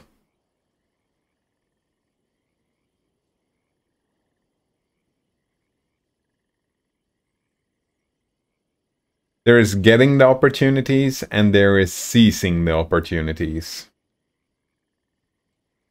Tomaluko says, I would have never seen the Passed Out Lady, for example. You would not have. You wouldn't have met all these people, and they... Right. But yeah, I really hope you're gonna like your new job. With some traveling as well. Maybe that's good or bad. I mean, I heard you complain that you didn't like going into the office, but you prefer to work from home. But I've also heard you say that you do like traveling. I don't know.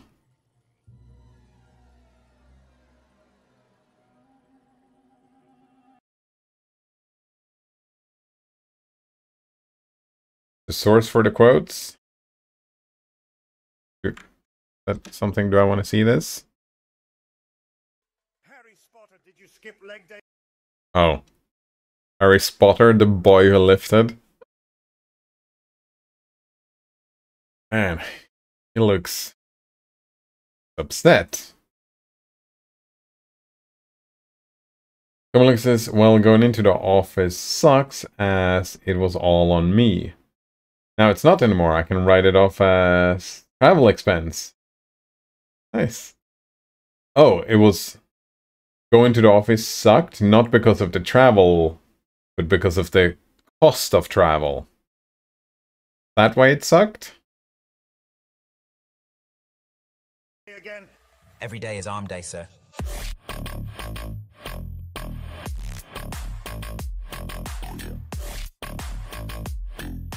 It's your job, Harry, to make sure I keep drinking this protein shake, even if you have to force it down my throat. Why can't I drink it, sir? Because I need to bulk, Harry. There is no good and evil. There is only weight, and those too weak to lift it. There you go.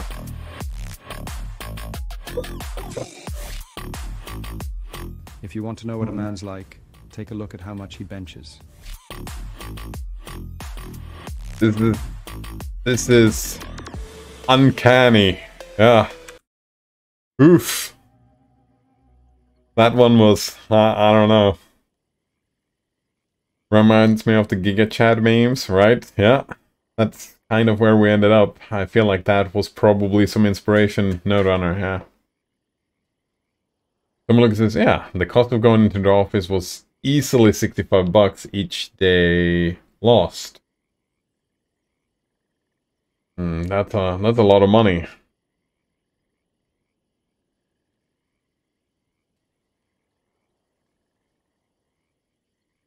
Yes, I am looking for a missing boy. Where is he? Inside village, alive for now. All old Kagar now. Kagar? Kagar not go village in a long ago? Alright. Who are you? Old Kagar Rattler. Play rattles, sing songs, tell tales. Kagar knows many things. Where tribe come, I'll live, who win. People without history like wild animal. One day alive, the next day dead. Kagar keep memory, tell stories too young. Tell me about your tribe. What's to tell about Longtail tribe?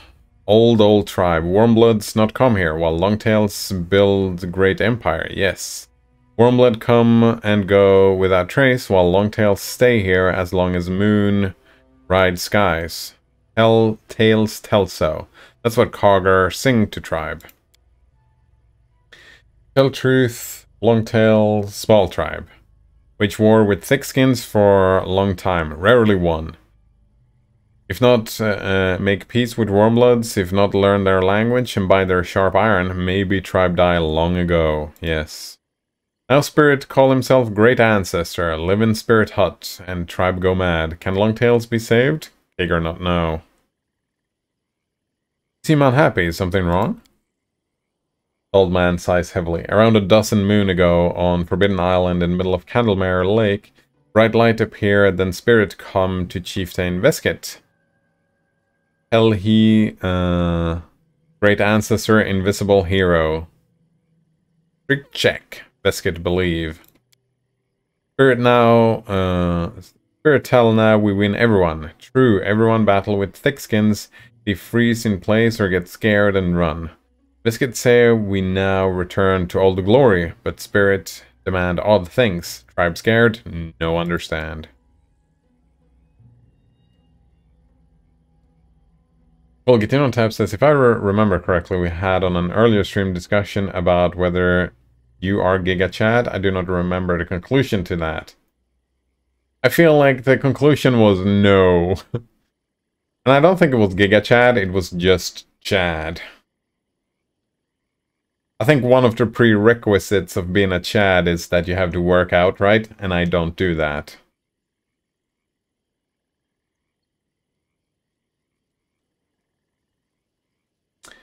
Why don't you go to the village where you banished? Wait.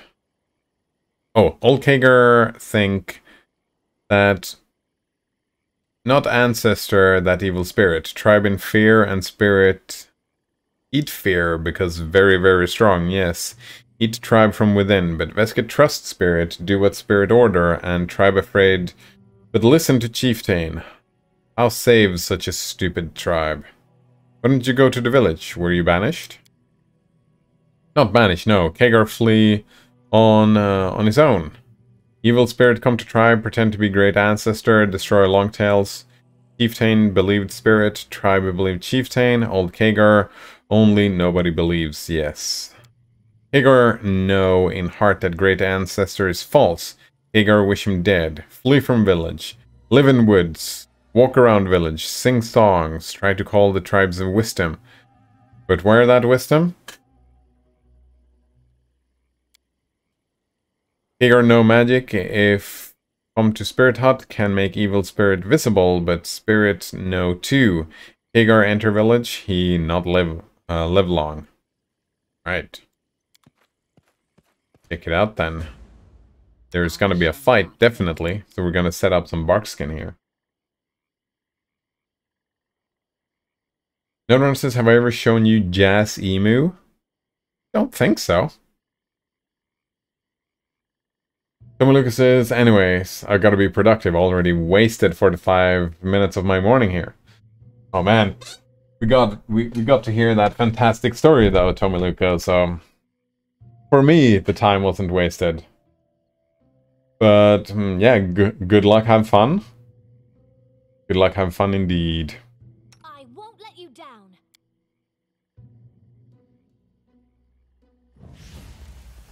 The road awaits.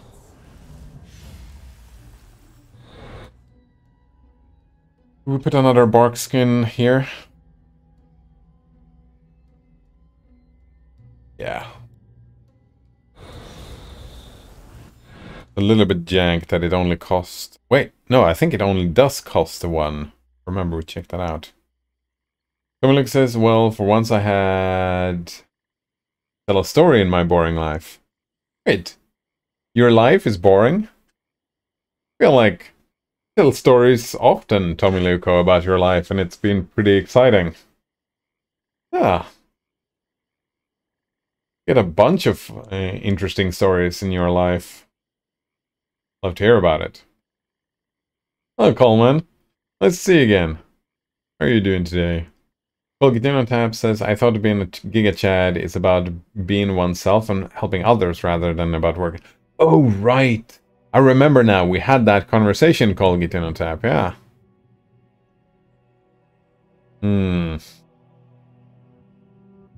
Well, sometimes I'm not the greatest at helping others, but when I'm in the situation, I try my best. I feel like I'm getting better at being myself, which is nice. Tommy Lucas says, I say my life is pretty boring. I live in a slow and boring city. What are you gonna do about it, Tommy Lucas? Oh, and interestingly, I find myself more and more using macOS over Linux. Oh yeah, talk about being boring, Tommy Luco. Talk about boring. Tommy Luco says, I have a triple boot set up and I just find myself booting to macOS rather than Linux. Well, there you have it. What happened with the Jazz Emu? The other one says, I could tell some stories, like the time I almost died, or the other time I almost died. Or the other time I almost died. Holy fucking shit. Those are some stories. Wow,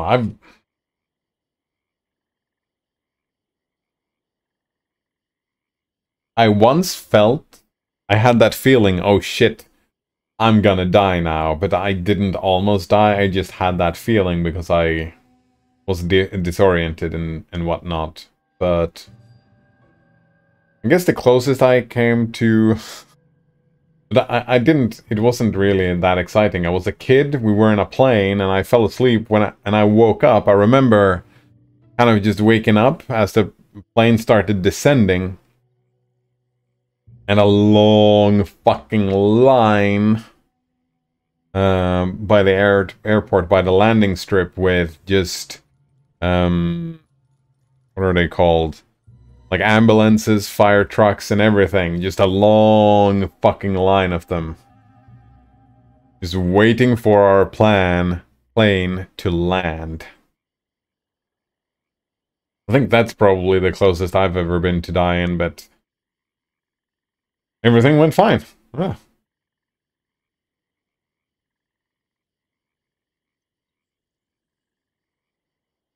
Someone says that, well, my wife told me she'd want to move to New York City in 4 years. Well, there you go. Is that the plan? Someone says, yeah, no, you need to top everybody. That's what you do.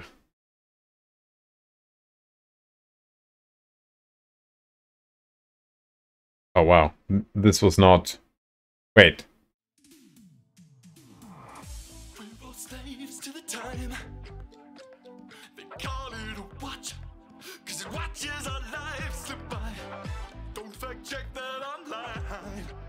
Now you're lying there in bed and you find yourself selling the same. About to wake you up at 7:09 and catch that 7:36.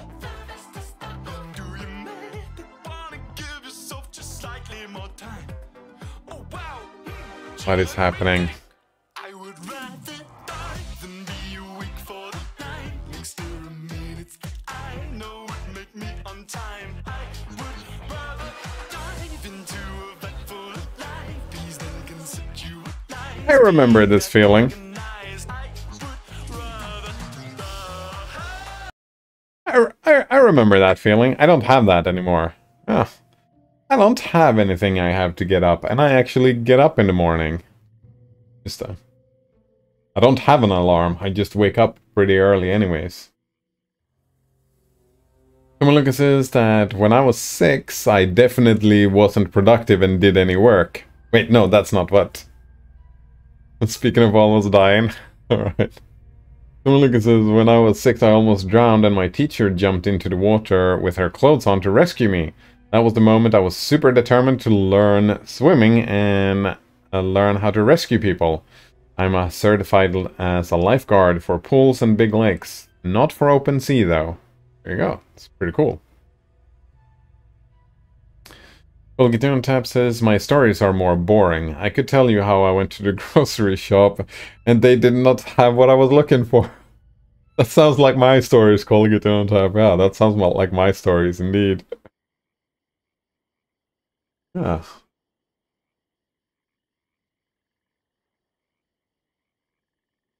I had a period in my life where I was well versed in telling stories, and I was a little bit of a storyteller at that time. Feel like, yeah, I had some skill in doing storytelling, but then I have forgotten most of those stories by now. Yeah. I don't remember all of those stories. I guess I'll leave the past in the past.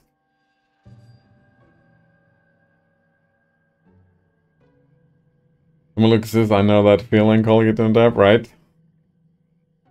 It did not have what I was looking for. That is some story. Now I listen to stories rather than tell them. Look says, well, in comparison to earlier in my life, now I'm leading a super boring life, except for what happened last week. I feel like, is the word boring really the word you want to use here, Tomaluko? We could just use the word stable. Right? I live a stable life, but I wouldn't call it boring. I would call it repetitive. I wouldn't call it boring. Just stable. One day looks similar to the next day. Let us be careful.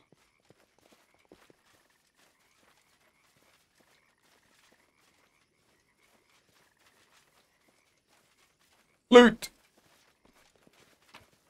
We'll do it the hard way. Something tells me this is gonna be a pretty easy fight. We have a greater lizard here. 48 hit points. Low will saves. Someone says that my wife wants to move to New York City as soon as our oldest daughter is done with college. And I think I'd be fine with moving to New York City. Yeah, I've been to Manhattan. It was a pretty good time. Athol, what the fuck? Right, there we go. Wretched things. Are you fighting defensively? Yes, and so are you.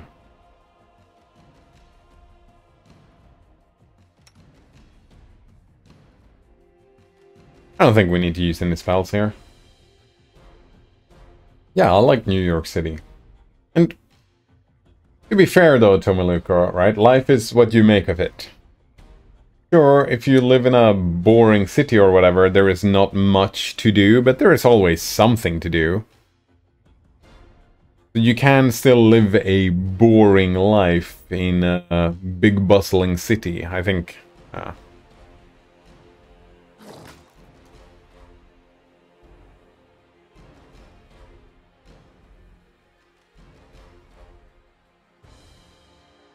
Another says, you tell stories, like that time you were sleeping in the van and you were rudely awoken by a spider, yeah. You decided to start driving, but then there was another spider during the drive. I remember that story, yeah, holy shit. You know what, now that we're talking about it, I think I'm gonna make an effort to, when I actually tell a story, try and do it a little bit better, put some more effort in it. I feel like when I told the spider story, right, it was mostly just me spitting out my memory, right? I was just kind of stream of consciousness telling the story. You can slow down and add some embellishments and whatever to make the story better.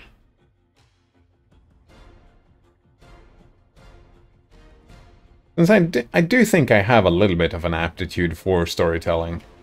Because I can go like this, right? I can go like this, and you can just slow down for a second, add some more adjectives or something. I don't even know. Bring some intent to it. Yeah. Oh man, that was a memory. Traumatic fucking memories. So, what about your stories about dying, Node Runner? Or was that just... that was it? Dominic says the problem with something to do is that after 1 month, you did all this something. In New York City, you can do one activity per day, and you didn't repeat a thing after a decade. Well, you can... well, that's true, but you could do one thing and find one thing that you like to do as an activity, and, well, that is repetition as well. I suppose you would call that boring. I mean, to what Colgate InnoTab was talking about before. The only thing you need to do is lift, isn't it? Go to the gym is an activity. I don't even know.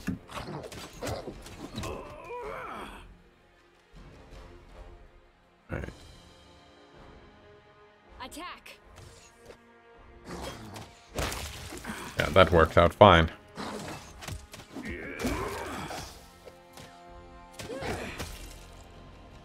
Look at this beating we're giving these little fuckers. In them all, collect them all. Very nice.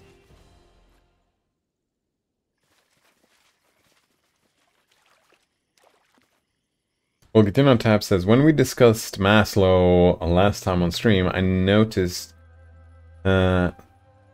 after that my favorite YouTuber had posted a video. He posts videos once per month when he's active, but most of the time there are longer gaps between videos. His video also happened to talk about Maslow's pyramid, and I thought it was a funny coincidence. Oh, do you wanna... What's your favorite YouTuber? Do you wanna share? Share? No Runner says, the thing about Almost Dying is I don't particularly like talking about it. Well, then don't, yeah. Definitely don't. Giant poisonous frog? Oh, I need more. This is for you. I'll fight It's gonna be each fine. other.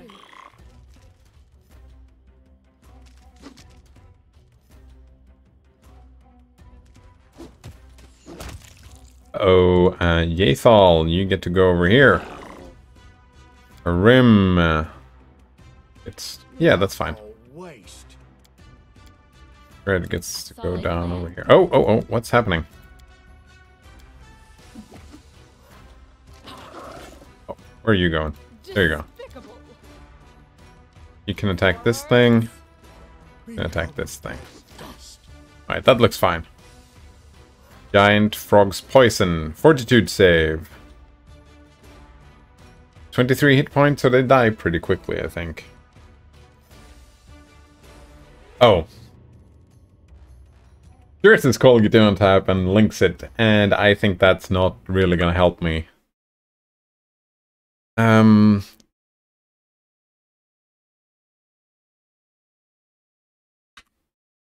don't know, I might check out Jazz Emu. I'm trying to embrace that type of humor, so I'm gonna make a note out of it.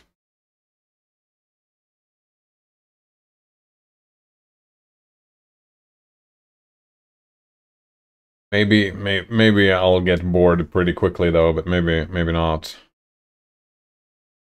And I'm assuming this is just gonna I'm not gonna be learning I'm not gonna be learning Finnish. That's for sure. Oh, but thanks for the tip anyways, calling it on tap. Huh. Kind of you. Hätämätön logika. If that pronunciation was terrible. I don't even know what I was trying to do with that.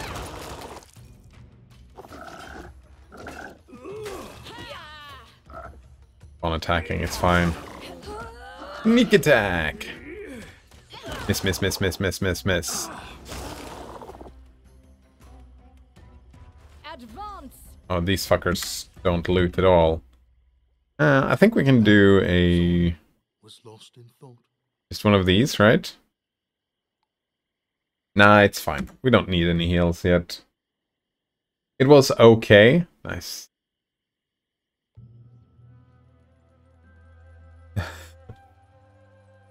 Another one says, the problem with learning the language is that you'll never finish learning it. Not perfect, but you understood, says Carl Tab. Oh, you mean the... How curious. I mean, we have those as well. Short bow? Why the fuck would I want a short bow? I don't want that.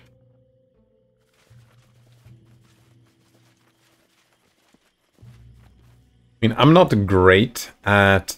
I always forget. Accents? Dialects? Dialects. Alright. Accents is the one, yeah. I get super confused. You know what? Relative prominence of particular syllable of a word by greater intensity by variation Oh, that's something. Vocal prominence or emphasis given to a particular syllable. No, that's not. Characteristic pronunciation. There we go. That's the one. Yeah, it is accent. And then we have regional or social variety of a language distinguished by pronunciation, grammar, and vocabulary, especially a variety of speech differing from standard or literary language or speech pattern of culture in which it exists. Yeah, we have, in Swedish, we have the word dialect, which is almost like dialect, and we have accent, which is almost like accent. And accent means dialect, and dialect means accent, which is just not at all confusing for a person like me.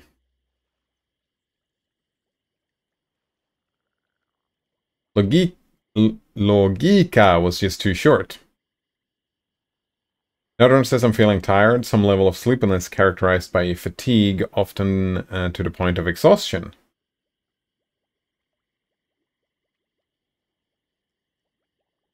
Time to sleep, eh? Time to sleep. Go and take a nap, Nodrunner?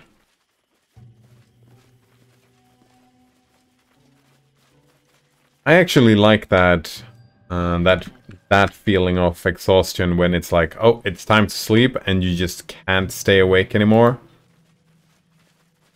I kind of like that. Be careful, everyone. Why is Yathal and Octavia at the front here?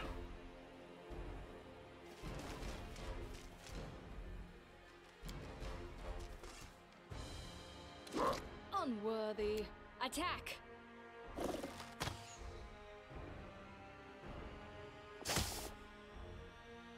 A solid plan.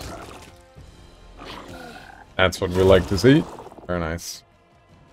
Another one says I'm going to take an 8-hour nap. Nice. Have a good one. Yeah, thanks for hanging out. Let's see you. Sleep well. Have a good one. Fulgituna Tab says false friends. Wait, what is false friends? I get that learning Finnish looks like an enormous task, but he is really a really funny guy. I'd recommend learning Finnish just for that. Oh, wow.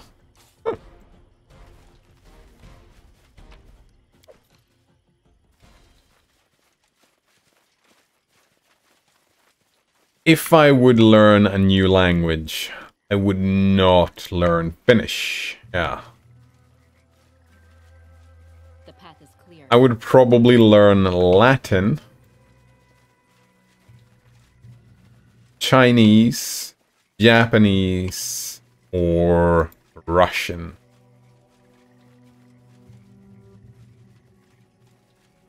Or Portuguese, actually, maybe.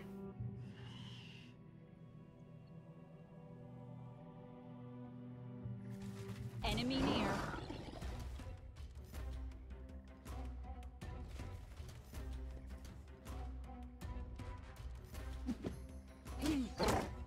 What's your AC? 23, eh? What's your health? 84. No, we can probably be fine. Sharing this here.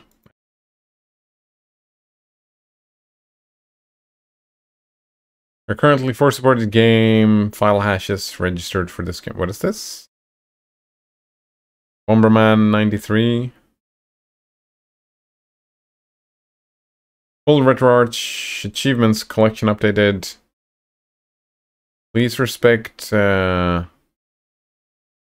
retroachievement.org's policies and do not post links to ROMs on their website or Discord.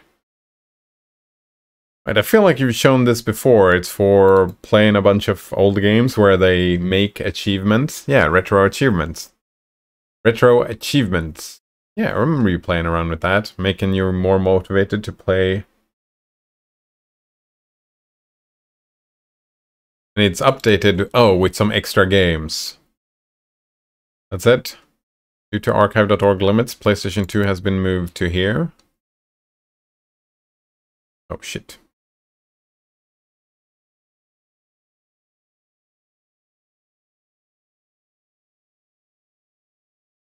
Notes. Oh, here we go. Bunch of new games achievements.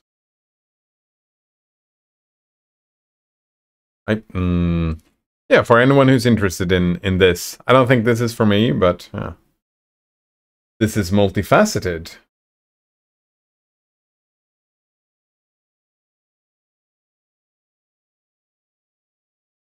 It's not only achievements. They do other stuff.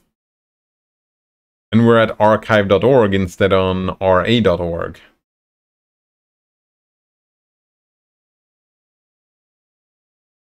Well, Gitano Tab says he's doing political humor, and I think it would be right up your alley. I would imagine that it was, yeah. I like political humor. Accent and dialect being Swedish and English are false friends. Oh, that's what they're called, false friends, indeed. This is multifaceted. It is good if you're into emulation because it's just a bunch of ROMs for all the popular games. Oh. So it's not only achievement.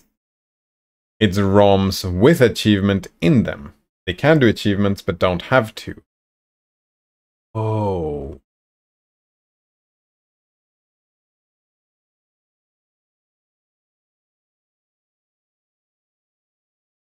PlayStation 2 has been moved, but we have... Alright, so... What is this? Comma separated values. Where do we have...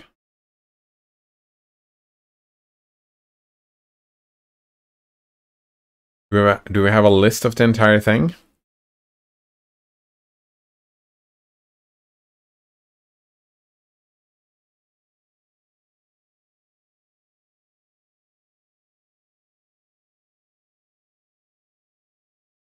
Differences, but also you don't have to download them at all. There's a user script that adds download links to the ROMs on the RA site.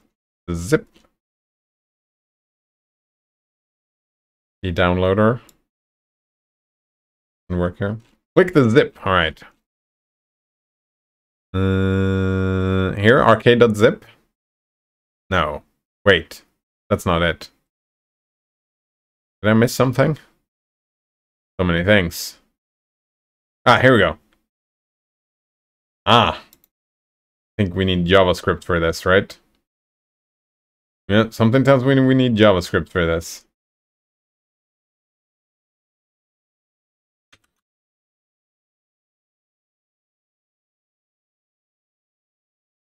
There you go. That's the list. Zip files, all of them. And there was a script that adds download links to all of them. This is a pretty fucking long list.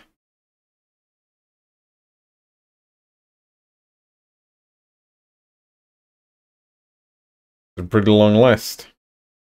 Monty Python Flying Circus game. Look at that. Eesh.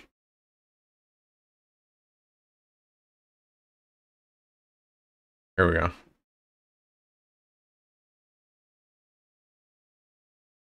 Files for Rich Achievements collection. Oh, and here we got ordered by PlayStation, for example. Yeah.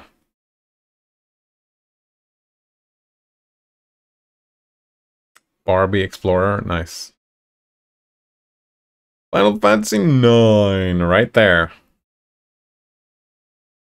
And 7. Bunch of stuff. Solo lowest level character, oof. Well, Gitano Tab says that gift is another false friend between English and Swedish. It is indeed. Pronounced differently, though.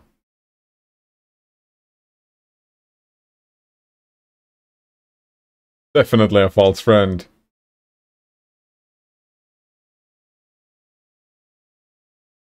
Another says the good thing about this collection is that it does not include most of the trash games. You know what? This is a good tip. I might just go ahead and get this collection. I have space for this. Look at that. We've got Tony Hawk. I was playing... Oh, what was that? Skatebird? Bird Skate? No, Skatebird. That was a good time. Price didn't get more popular, but there you go.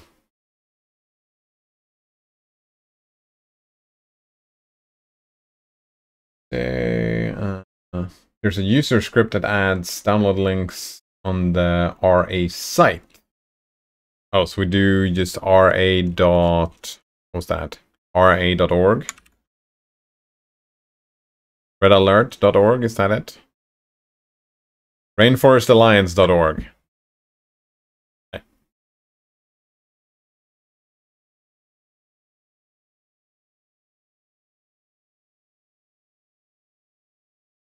That was weird. That was weird. Download emulator, global ranking, user scripts. Download. What do I have?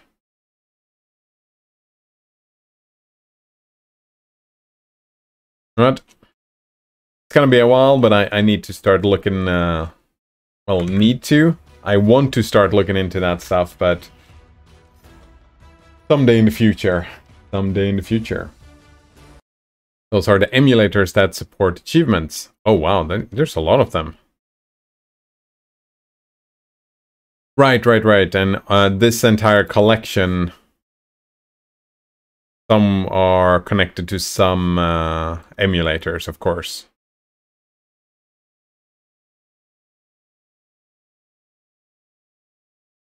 Very nice. Get in on tab says Vil and Will is also a false friend.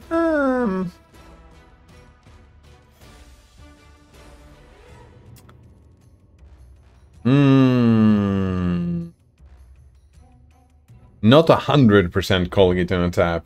Not Swedish English. They're not the same, but they are very similar. Like, do what you will, for example, would be a direct translation of ja vad du vill. That would be a direct translation. So will would be like the word by itself as a noun would be translated to vilja, which is kind of, they are connected, right?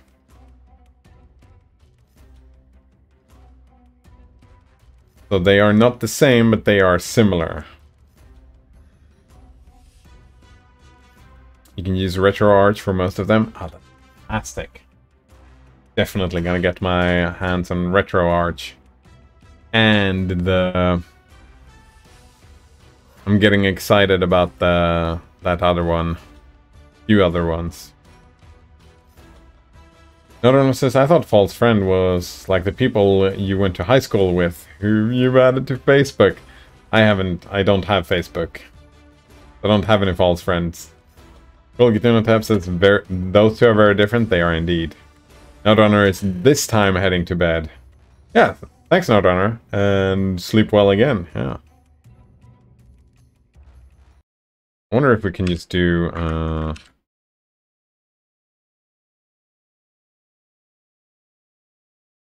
Look at that. Definition. A word or phrase in a language that is similar appearance to a word or phrase in another language. Yeah. You look at that. I would say it's that Facebook thing as well. Missed my example? Oh, I will die, jag vill döda. I thought I said it out loud. I did read them, I just didn't read them out loud, I suppose.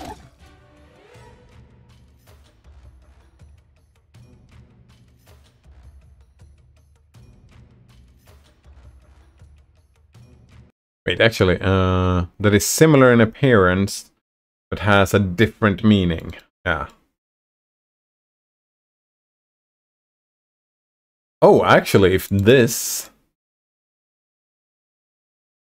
You know what? Then they are a false friend. Well... Vill is a very special case word in Swedish, so it's not... Like, I assume that the word actual is derived from the French here in English, so they have connections. Just like the English word and Swedish words are similar because they talk about the same thing. Because I will die does not mean I want to die. But do what you will do mean do what you want to do, right?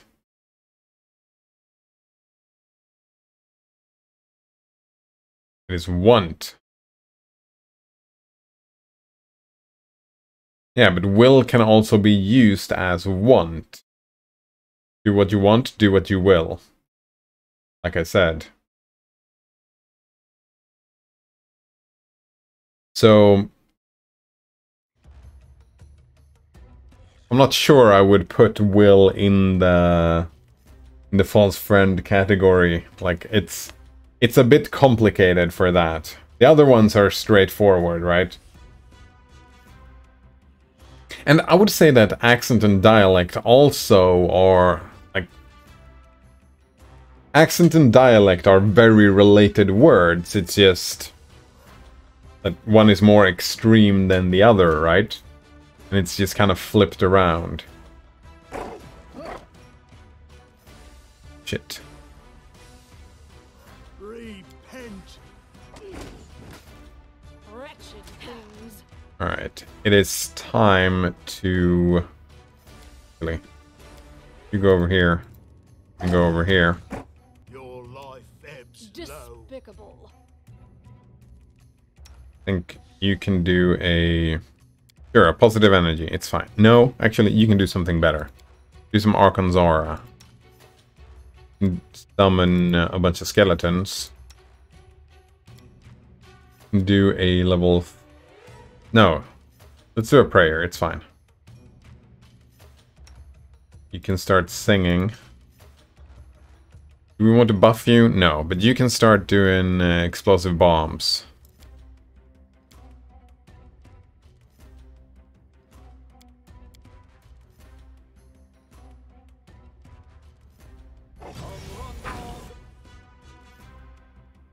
I think one animate dead is probably more than enough.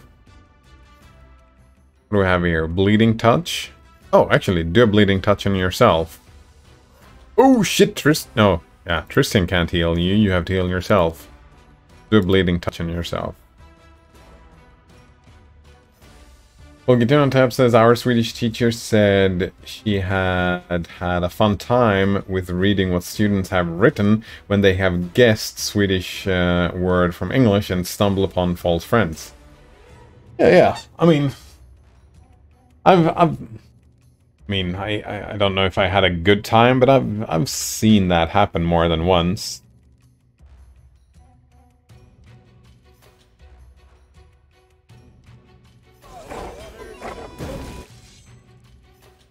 Oh, look at that. Fucking skeleton spawning here.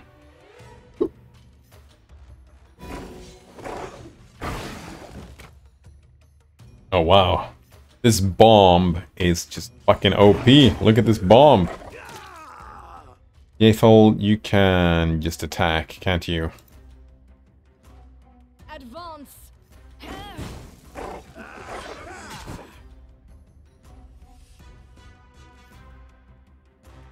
19 seconds bleeding touch. It's not going to get us far enough, is it? Maybe we'll do just moderate wounds on ourselves. Get even more heals.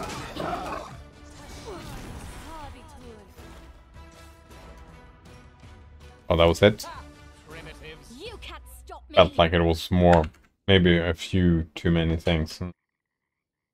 People wanting to die and poisoning their grandmas, or worse, Call Getting on Tap, marrying their grandmas.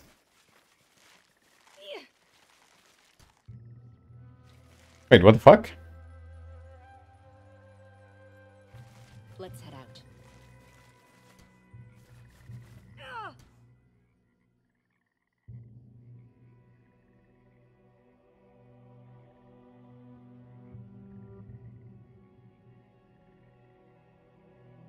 46. Oh, that was the last, wasn't it?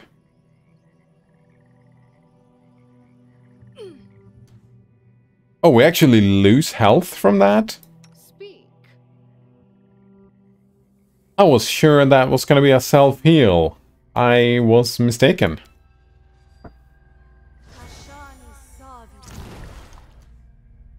It's some bullshit. I was sure.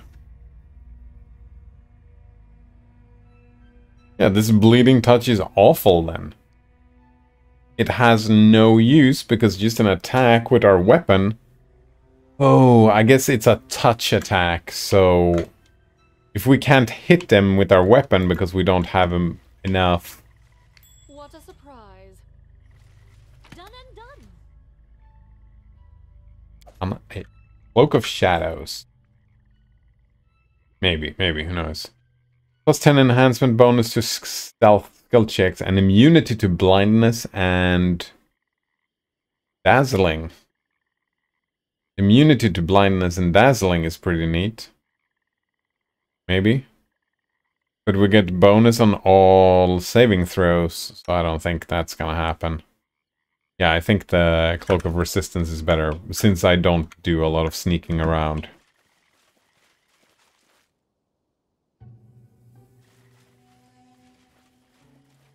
Sneak around when you can just clear house and kill everything, eh?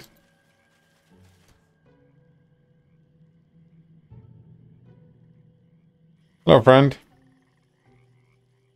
Lizard Folk Berserker. A group of wizard folk lizards guards the village gate. Noticing you, they raise their weapons. Halt, Warmblood. Why come? Friend or foe? War or peace? Diplomacy. Yeah, there's a human child in your village. We came to trade for his release. Succeed, the lizard folk and change glances. One of them hesitantly replies, trade good, but child Warmblood need to speak to Chieftain Veskit. He decide. We show way. Oh, I should have had a better conversation maybe. Oh, we got loot right here. Lizard folk. Oh, King Veskit says, the sturdy lizard folk is waiting for you in the hut. He's a head taller than the rest of his tribe, and his well-muscled body is covered in scars, displaying the experience of countless battles. Seated in a perception check, it isn't easy to read lizard folk's body language, but his shallow breathing and jerky movements are considered consistent with deep exhaustion. It is possible that the chieftain hasn't gotten a good night's sleep in a long while. What's that, Warmblood? Why you come? Veskit not called for you. Why you here? Tell quickly. Time has come. No. Your tribe is holding a human child. I came to take him back. Chieftain hisses loudly. You can't take the Warmblood jungling. Great Stack claimed jungling for himself. You not anger Stishstack. Someone says 30 minutes of focused work, preparing one more thing, then I'll take a break. Can't overwork myself like that. Nice. Good. Good job, Tomaluka.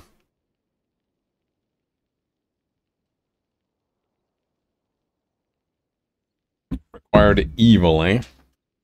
We can do lawful. You're unfit to be chieftain. The great ancestor you placed your trust in is a monster. You're leading your tribe to ruin. Let go of your pride and let me help you save your tribe before it's too late. I mean, we do want to do lawful stuff, so we're not going to be rolling. We're just going to do lawful. Let go of your pride. There's going to be a fight. The chieftain clenches his teeth and glares for a moment, silent, and lowers his head. You're wrong about the great ancestor, but Chief Veskit submits. Youngling is in the spirit hut with the great ancestor. If great ancestor let you take him... If they let you, take him and leave. Oh, so we can just attack the great ancestor? Sweet! Let me ask you a question. Yeah, or should we just go straight for the spirit hut? Let's check the questions. Veskit allows. Who are you? I'm Chief Veskit, king of the Longtail tribe. Warmblood not know of me? Fine, soon all know Veskit. Great ancestor foretells. I soon do great deeds. Nope, that's not gonna happen. Colgitinotab says that Finnish also has false friends with English. Yeah, I would imagine that you have false friends with Swedish as well. Oh wow, identity and identity. Wow. Those would not be false friends in Swedish. Those would just be friends. Olgitunan Taps as a German has the false friend with English. Handy for mobile phone. Well, it's pretty good. I still think that my favorite one is that the Swedish a Swedish word for penis is pit, which makes the funniest word in English cockpit. Yeah, that's a funny word in English. Difficult to top that, I feel.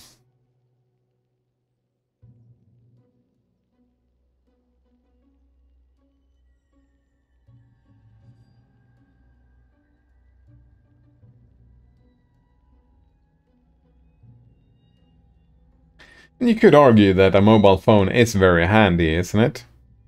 Someone says that, so German think handy is understood as a term. It is an English word, but they often forget that it's called a mobile phone in basically every other language. Yeah, I mean, it's easy to... I mean, you don't even forget, right? You can be unaware. And maybe there's probably happened more than once that someone has been asking for a handy. Some German has been asking some English speaker and asking them for a handy. But I could see that happening, Tommy Luca. Hello, Sunknife. Nice to see you again. How are you doing today? Great spot to show up, right? Tab says in both English and Finnish, that can mean how a person viewed themselves, but in English it can also mean personhood.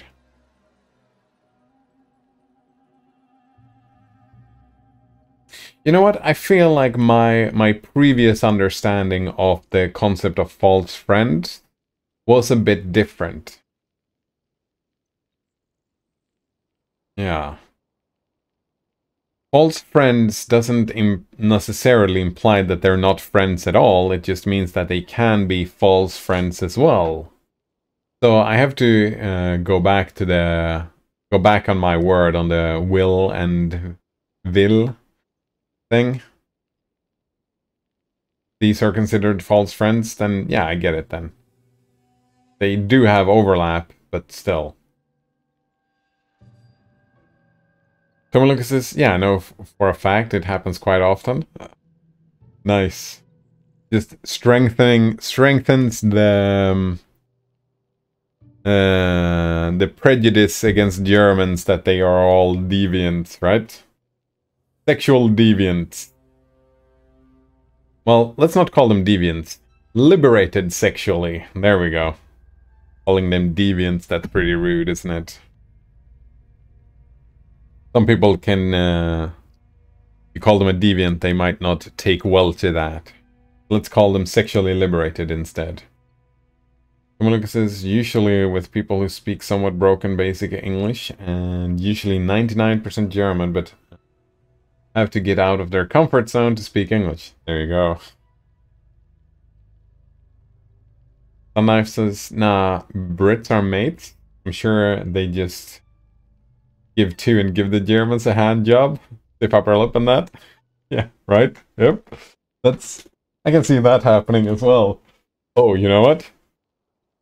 That has probably happened as well more than once. That a German asking for a handy and getting a handy. And just like, I don't know what happened. These Brits are very friendly. Nice. Very nice.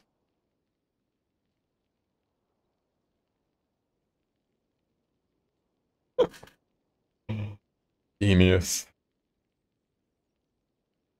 I remember when I was in gymnasium, high school, right? We call it high school. I think I always... Not the same. Let's call it high school. And we were going to Berlin, yeah. We were going to Berlin with our school, and we were just sitting around in our classroom. Everybody had their own computers. And the school had booked us like rooms in a hotel or whatever. So we were just sitting there and me and a couple of friends were in class because we were talking about it and planning in class. We were just looking at links in from the hostel's webpage, and we just clicked the link. And suddenly, our entire screen was filled with gay porn. Because we were just looking through the different clubs that existed close by. And one of those clubs, where they were into leather and gay, and yeah, it was a gay club with leather and stuff. Like the YMCA kind of homosexual activities. And that did indeed increase the... It was a bit awkward because the teacher was right there and saw it as well, so it was a bit awkward. But yeah. The Knives' Leatherman Club? Yeah, one of those. Exactly. It was pretty funny. Someone says you guys are hilarious. Let me guess, there was much gaiety. I mean, yeah, we didn't stay on it because of the awkward situation. Like, everybody saw the gay porn on the screen, including the teachers. We were like, I mean, this was not our fault. We were just looking through the links here, so we didn't spend a lot of time, like, exploring that club's website. It was mostly like, whoops. Maybe not. And also, we didn't actually go to the club either. It was one of my first metal bars I went to, though. I remember going into the bar, and I was wearing an At the Gate t-shirt, and he was like... The dude at the bar was like, oh... and we started talking. I don't speak German, by the way. So I had a friend to help with the translation, and I spoke a little bit German. And he was like, oh, you guys are from Sweden, and you got an At the Gates t-shirt? Oh, man. So we spent like an hour or two in that bar. And we'll listen to that entire album of Slaughter of the Souls. He just put that on because, oh, such a great album. Someone look and says, yeah, you didn't go to the club, you had the club come to you. Wait, didn't quite get that joke. Oh, right. We just tripped and fell, kinda. Into, yeah.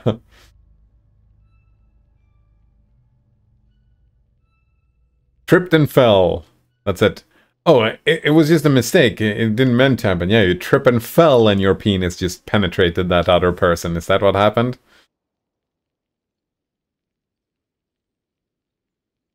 Someone says, yeah, you fell and he was pregnant or something like that. Wait, he was pregnant? I'm confused. Alright, tell me about your tribe. Longtails is the greatest tribe. Oh yeah, I am yawning a lot. I think I'm more tired than I'm explicitly aware of. Someone says, aren't we all confused? Nice. Nice one. I've never had gay sex. Sometimes I've been thinking about just trying it out, but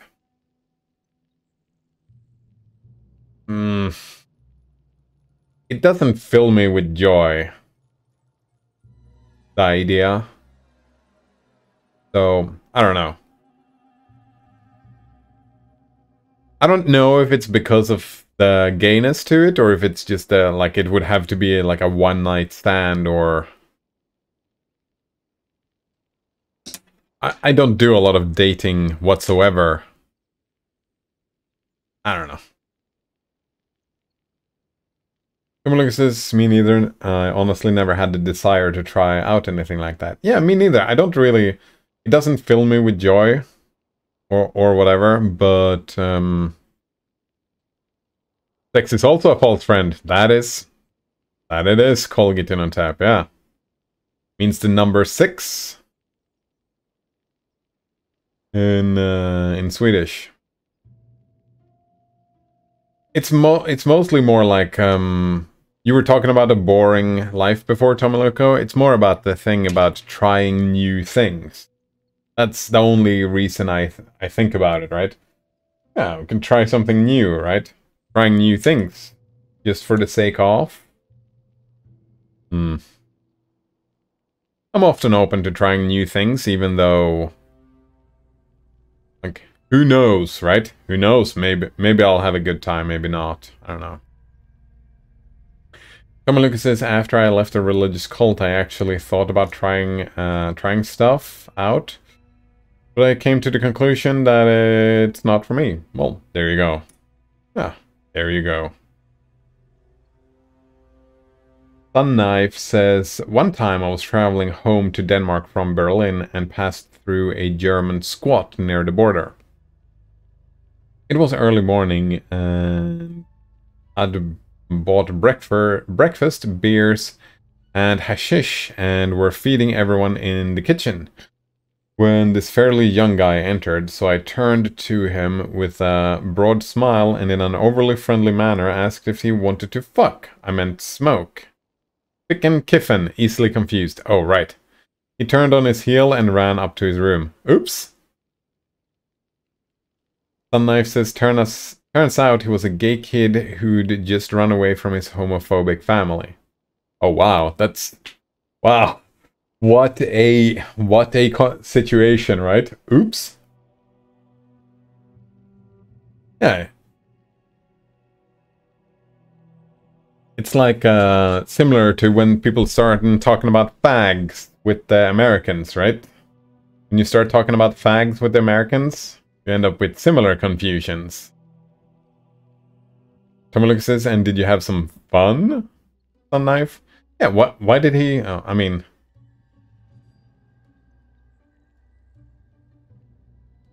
I would like if some random person just overly friendly manner asked me, hey, do you want to fuck? I would just say, no thanks, I'm fine.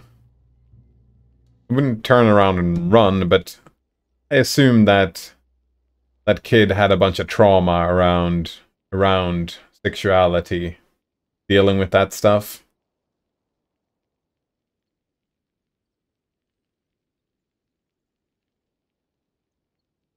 Sunknife says, having run away from a homophobic family myself, I felt pretty bad. Luckily though, Sunknife, right, it was probably just shortly traumatic, and the other people around, right, just would have told him later about the confusion, I'm assuming. I'm assuming that something to deal with, I suppose. Oh, I was a big, scary punk rocker, and he was like a scrawny 17, 16-year-old. Oh, right. Oh, right, a big, scary punk rocker. I can imagine, yeah, running away from that. And it did get sorted. Indeed. Oh man, I'm sorry. Usually, right, they look scary punk rockers, but most of the time, they're really not that scary. I mean, again, I'm being prejudiced here, but most punk rockers I've met have been super fucking friendly. Just like scary looking metalheads look fucking scary with the corpse paint and whatnot. But most of them have been pretty fucking friendly. But just like... That's just prejudice though, right? Any group of people where you group a bunch of people together, you will find assholes and you will find friendly people, because what people are. Lucas says, interestingly, my parents are homophobic, but then also thought that I'm gay as I never had a girlfriend. At least they thought I never had one. Well, I never had one. You had a multiple at a time, Tomiluka? Would you look at that?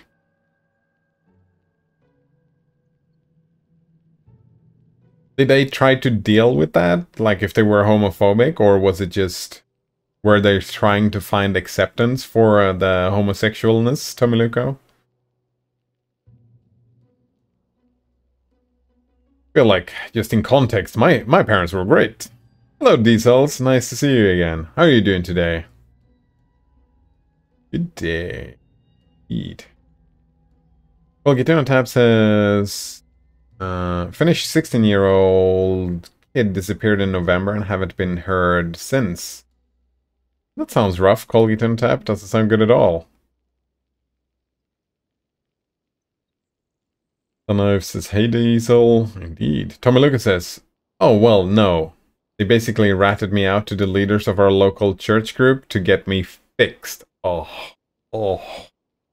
that... Yeah, I was kind of expecting something like that. That fucking sucks, Tomaluko. I'm sorry. Yeah, I'm sorry for you as well, having to run away from home, son. Knife. The Knife says, I got adopted, so my parents are amazing, but my blood family was a pile of shit. Oh, silver lining, eh? Sometimes the bus is cancelled and you get a promotion, I suppose. Lucas says, and then I got in trouble when I showed them how I'm not gay at all. Wait, how can you show them how you're not gay at all? At all that stuff? Well, because I also didn't follow the God's rules about premarital fun. Oh, right. Wait, did you just bring a camera and then show the video evidence? Or, like, how does that even work, Tomiluko? I don't even know. Longtails are the greatest tribe. When the world hatched from egg, Longtails first step here. The rest appeared later from eggshells and dirt. All woods, all swamp, all rivers. Ours, yes. Longtail Empire own the whole world from mountain roots to moon and stars. Now with great stick stack back, Longtails be respected again. Yes, soon, soon. World hatching from an egg, Longtail Empire, mountain roots. Fascinating, right? Fascinating. Tomaluk says, yeah, basically. Wow. I feel like you're in a situation there. If you don't, you're not allowed to premarital fun,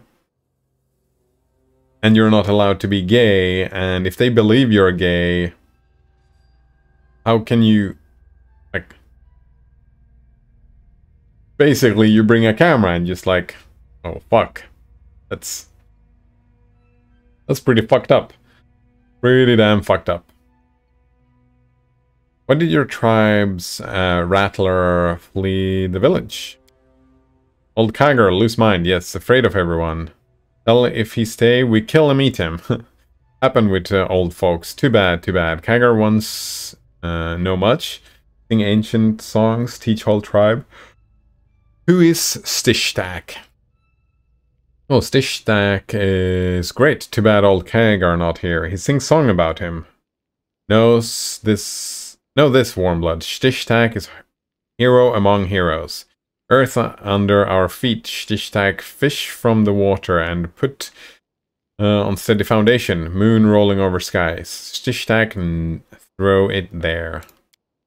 Long ago it was, now Longtail tribe enemies strong, live all over. But Stishstack's spirit come back. Tribe wage war on the thickskins. Win easy, joy celebration. Now Longtails get fame again, like the old days. Yeah. Thank you for the answers. We will talk to the spirit. Hopefully they will just... Right, I wonder if they're gonna be upset if I just steal their stuff. No, I'm embarrassed. This is not You fucking failures. You should be ashamed of yourselves.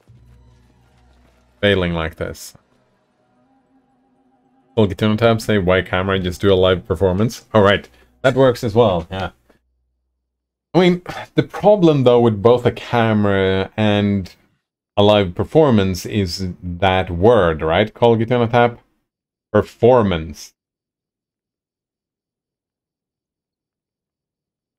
Lucas says, well, I think I got even more in trouble because of the evidence was with one of the guy's daughters. One of the...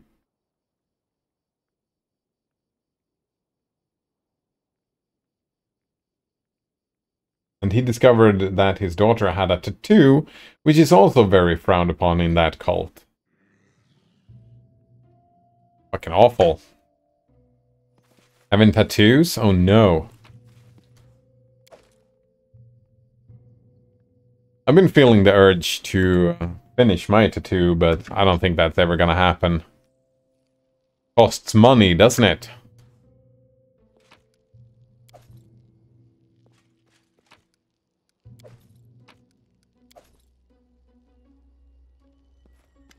Oh, there we go.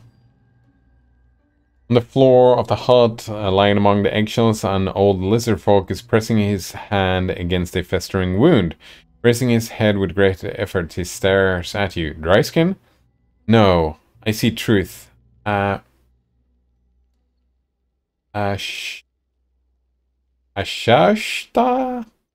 Been waiting for you, yes. Weird.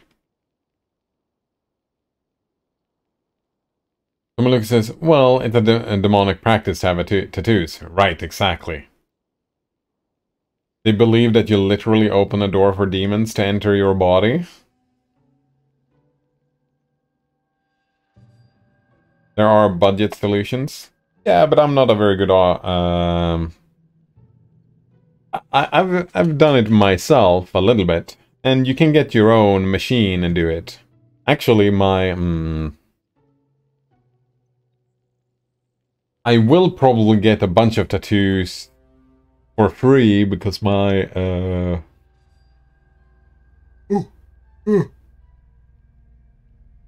my sister's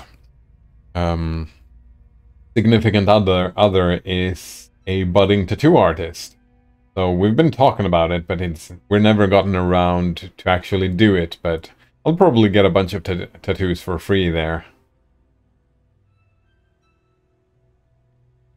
Tomaluka says, oh shit, I have to join a meeting for work now. Good luck, have fun on your meeting, Tomaluka, yeah. The knife says, man, that explains so much.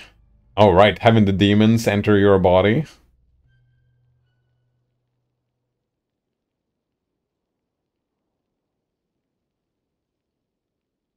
I feel like the demons were already here. And the tattoos are just a way to express your demons. Oh. It is strangely addictive, though. I gotta say, right? When I got my first tattoo, the first thing I did was like, oh man, I want another one. Like immediately, I want one right now. Just thinking about it, I get this urge, like, oh man, I want a tattoo, so... I can see how the demon thing came to be. Tomaluka says, well, that's the demon possessing you. Yeah, exactly.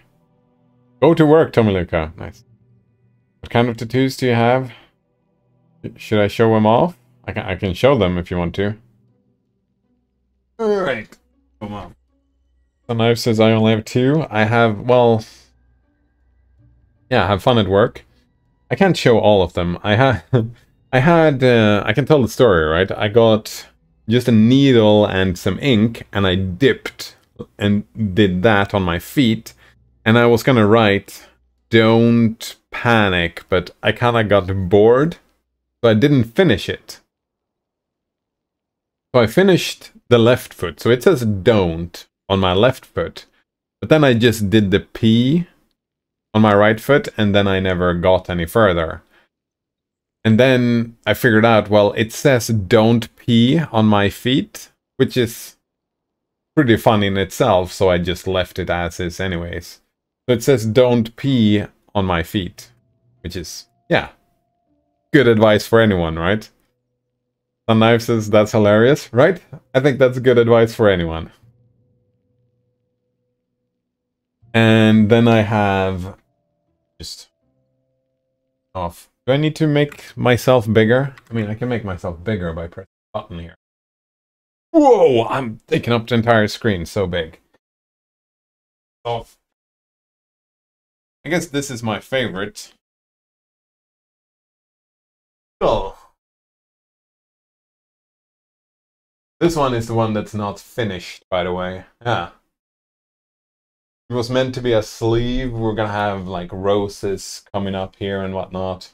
This was my first when I was a coward. I just wanted to get a small, quick and dirty tattoo. So that was my first one. And then I got this one as well. Talking about having demons, right? Talking about the demons.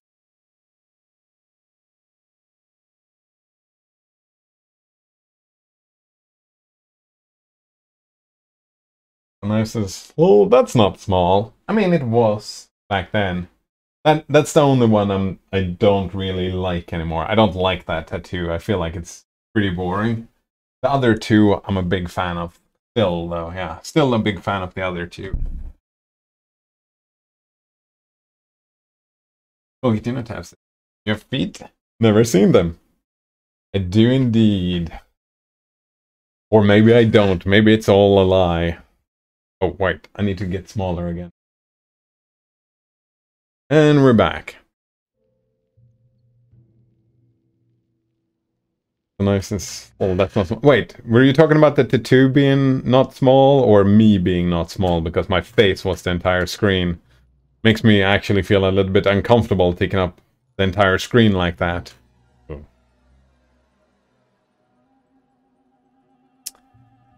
Who are you?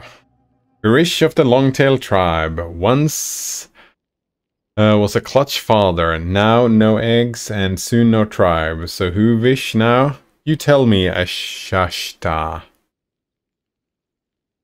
What happened here? Great ancestor go crazy, tell of famine come soon, children starve, so we must eat eggs like every time famine come. But where is famine? Many animals, many mushrooms. Everywhere. We could breed many children, we could raise many warriors, yes. Virish, try to save the eggs, try to stop tribe from eating them. Great ancestor get angry, put a spell on Virish. Then chieftain Veske poke Virish with spear. A lie and a watch longtails eat our own eggs. Now no eggs left, no children left. Where tribe get new warriors from? Soon Virish die and then tribe die, yes. What did you call me? Shashta, death. You have many faces. You can come as an animal, as wind, as dry skin. Come and take all, everything, yes.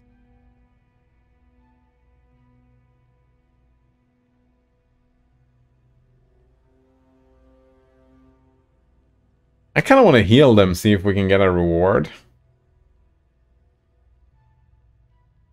Volgitune on tap says, why does taking up the screen makes you uncomfortable? I have a...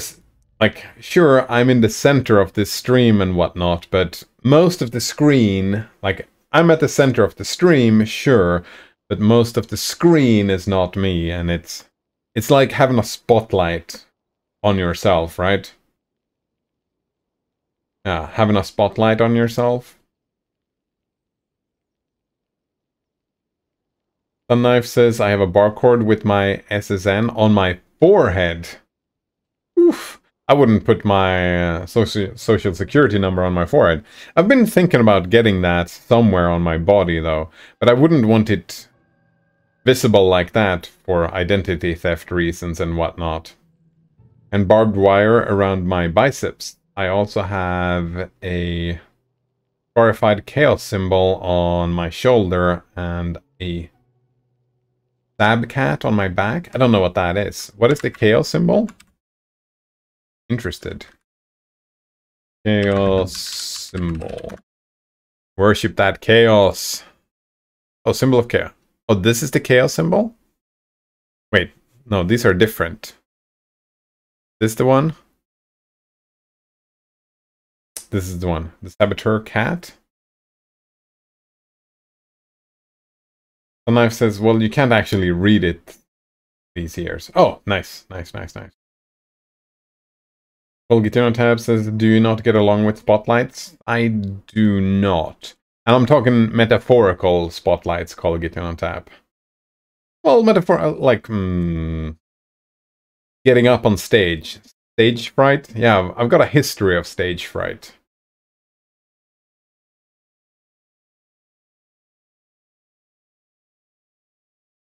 The knife says, because then we can see how poorly rendered and animated he is. Oh, that as well, yeah. No. The 8-pointed star. Wait. I feel like both of them are 8-pointed stars, aren't they? So these are just two different variations of. So this is also a little bit more elaborate. This is better for a tattoo, maybe. For a tattoo. I mean, this is a pretty boring tattoo. This one is a little bit cooler. This one is pretty good looking as well. This one is pretty good looking as well. That one actually makes a bit of sense. And it's pretty basic, this a knife. We're still happy with it. It surprises me that I've never seen or looked into this before, because I've had ideas about worshipping chaos, trying to do that, but it wasn't for me. The worship of chaos never was for me, but I've been feeling the seductive lure of worshipping chaos. Like, I did read The Dice Man. I assume you've read The Dice Man as well then, Sun Knife.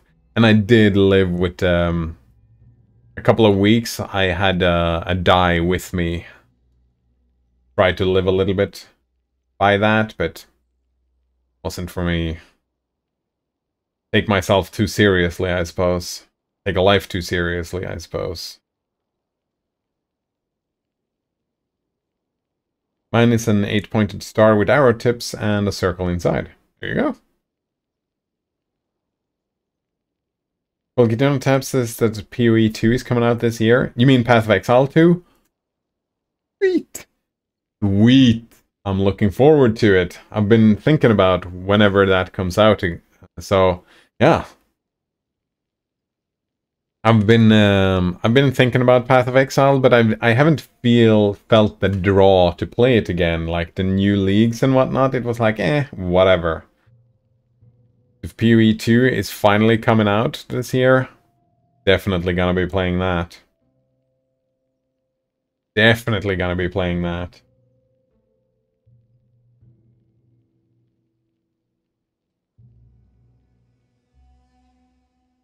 The knife says, so the 8-pointed star originates from EO Spare's Chaos Magic system. Don't know what that is. But Moorcock borrowed it for his Eldritch fantasy novels. Moorcock was also a self-publishing anarchist with some wild ideas. And part of his anarchist stuff became the basis of Chaos Punk, which is where Games Workshop got it from for their tabletop games. But it's Elric, not Eldritch. It was actually Elric something. Elric of Milneborn. Someone says, so I just called in sick. Wait, why did you? Are you sick? I feel like that's second time in a short time. Because I didn't feel like doing more work. Nice. The knife says, so much for work ethic. Oh yeah. I'm a big fan of that. I'm a big fan. People should lower their work ethic. More time for more play, less work. Yeah. Someone says, no, honestly, it is to self-protect. Yeah. That's more important, right? The self is more important, and feeling well is more important than whatever your job is. The knife says I'm guessing you're not paid all that well. I think money shouldn't matter on knife. I think everybody should take care of themselves first, and second, well, not even second. Like, second is your family if you have one. Yourself, your family, your friends. I mean, maybe your society. Yeah, actually, I would rate society higher than work. So, yeah, then society. And if we take a broader definition of society here, like the local municipality or whatever, right? The people, your neighbors, for example. And then somewhere at the bottom is work. Someone says I'm paid amazingly well on salary, so it doesn't matter if I work or not. It's more about being overloaded with work, and I need to protect myself to not burn out. Yeah, that's a good job, Tomaluko. Knife says being fairly compensated for your work matters a shit ton, regardless of whether it's enough to live on or not. Yeah, but I'm talking about that separate. Knife. I'm not talking about that compensation doesn't matter at all. That's not what I was trying to say. What I was trying to say is that work ethics and how much you get compensated, sure, there is a link between the two because people get motivated by getting more money, right? That's how people get motivated. But work ethic, not necessarily about motivation, is it? It's about loyalty, is it not? Work ethic? Because ethic kind of implies that you do it, when you use the word ethic, it kind of implies ethics, right? You do it because you have some sort of internal compass that tells you how you should behave, right? And that's kind of, that word implies to me that compensation is not super relevant. I suppose you could say that the more you get compensated, the more you work, which is, I guess, very common and a way to motivate people, which is, it kind of sucks that it is that way because, well, because of ethics. Yeah, because of ethics. All the other ethics gets thrown out the window, which fucking sucks, doesn't it? Lucas says, and the last few months were rough workload-wise. Knife says, if you feel underpaid, you're naturally going to care less about your job because obviously your employer doesn't think it's very important either. I suppose, yeah. I suppose it ends up being influenced by that. But I would say then, is it really work ethic? I mean, there is some overlap, there is some connective tissue there, I won't deny that, but maybe there shouldn't be. Tomaluk says, well, I care about my job really much, I think. I think Sarah McTread can vouch for that. That you care about your job? Yes. Well, I don't know if I should vouch for that. I feel like it's enough for you to say it. If you say, I care about my job really much, I think, isn't that fine, Tomaluko? Why would I need to vouch? I would take your word for it any day of the week. The Knife says, hey, I don't know you, man, and I don't doubt at all that you need the day off. I think it was more of like a joking thing, the work ethic. Like, I think we took a joke very seriously here. Just to keep that in mind. I still have fun taking it seriously. And Sun Knife says, yes, it was. Yeah, just to point out. I'm still enjoying that line of reasoning. Tomaluka says, and I love my job, and the pay is good enough to send the kids to private school, and my wife not having to work, and live in a huge house in the middle of the city center, so I guess the pay is alright. Nice. But I do like making fun of you, Tomaluko, for being a lazy ass motherfucker, not doing any work. I think that's funny, but Lucas says, but yeah, it's been quite stressful, and I just need to take care of myself a bit. Very nice. Speaking of work ethics, Lucas says, my employer is supportive for that, though. My boss last week on Monday decided to take the rest of the week off just to go on vacation as he needs it. As he needed it. That's fantastic. That's how it should be, right, Tomiluko? That's my list that I was taking, right? Who's at the top? You are at the top, not the work. And of course, at the end of the day, the work does improve by this. I'm going to catch up to this in a second call, Gito Not Tap. I just want to catch up and chat a little bit first. Tomiluko says, and the same counts for us if I just want to finish this week as I'm cleaning up my work. Tomiluko says, sorry I took it seriously. It's the high stress thing, I guess. I mean, taking a joke seriously can be fun as well. Why I brought it up was just to make sure that no one is getting, like, hurt feelings or upset over it. Yeah, all in good jest. The knife says it's alright, indeed. But I also took off for next week. Just booked that this morning. Fantastic. Alright, let's see here. Business ethics with Karl Marx. Alright everyone, we have a presenter here to talk a little about business ethics. Let's all welcome Karl Marx. Business ethics, right. Well, it's a big subject. Let's see, where to start. The bourgeoisie, oh fuck, I've tried to learn how to pronounce this word. The bourgeoisie has stripped of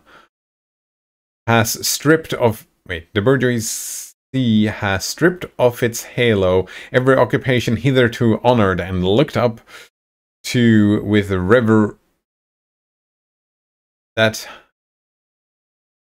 bourgeoisie has stripped of its halo every occupation hitherto honored and looked up with reverent awe. We've talked about that before. Fuck awe. Yeah. Actually, I feel a little bit of awe towards doctors, for example. I can't help myself. Right, it has converted the physician, the lawyer, the priest, the poet, the man of science into paid wage laborers. Man, the man of science? I have a little bit of awe against the man of science as well. The bourgeoisie has torn away from the family its sentimental veil and has reduced the family relation into a mere money relation. Whoa, whoa, whoa, what are you doing? I'm talking about business ethics. Look, we have a big problem with people slacking off and taking personal calls at work. Can you just focus on time theft and stuff like that? Time theft, no problem. Great. All value created by the company is created through the labor of its workers. You workers labor for several hours each day to produce the value which pays your salary. But then, you continue working for free, and what you produce then does not go to you, it is stolen by the capitalist. Through his ownership of the machines, tools, materials, and land necessary to carry out the work, the business owner steals from you your surplus labor in the form of profit. All the profit is time theft from all the workers. You must... Okay, that's enough from you. We just wanted to tell them not to steal office supplies, you idiot. Oh yes, I almost forgot to mention. Always steal office supplies all the time. Security! Security! Steal the paper, steal the pens, and steal even the coffee creamer from the break room. It's the bourgeoisie who have stolen them first from you. Distribute the people's staplers to one and to all, comrades.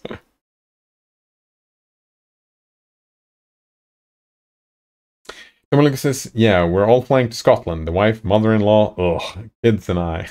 Oh man. You don't like the mother-in-law? Oh man. I've gone both ways. I've had 2 long-term relationships. In the first one, me and the mother-in-law worked great. I actually think that that's a good sign for the future if you and the mother-in-law works out well.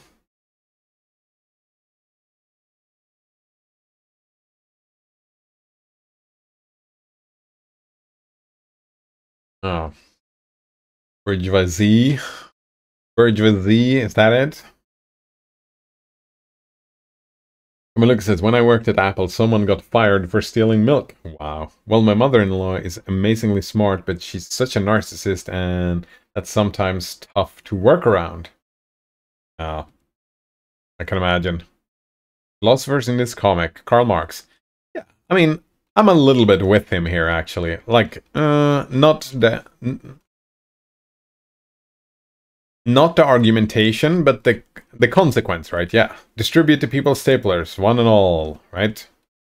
If you spend hours and hours, if you need a pen and your work has pens, take a pen. Wait, what is this? You never read Karl Marx's famous work? Communism is when you steal back office supplies from the bourgeoisie.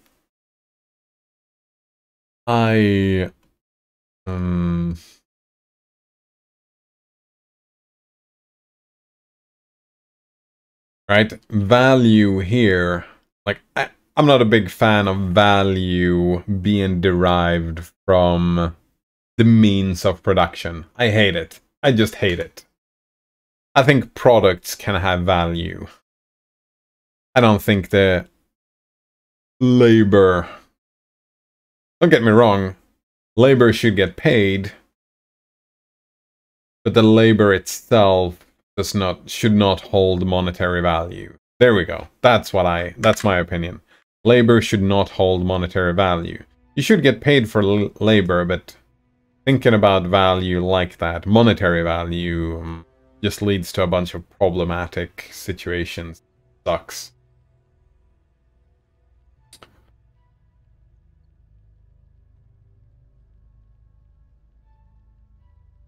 Someone says, I mean, if you have a good product, you're allowed to make a profit.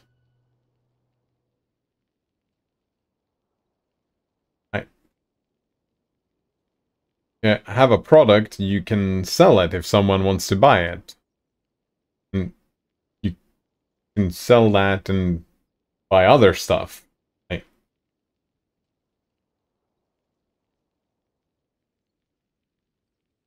Tomoloka says, I love it when a company actually shares a higher than expected profit with the employees.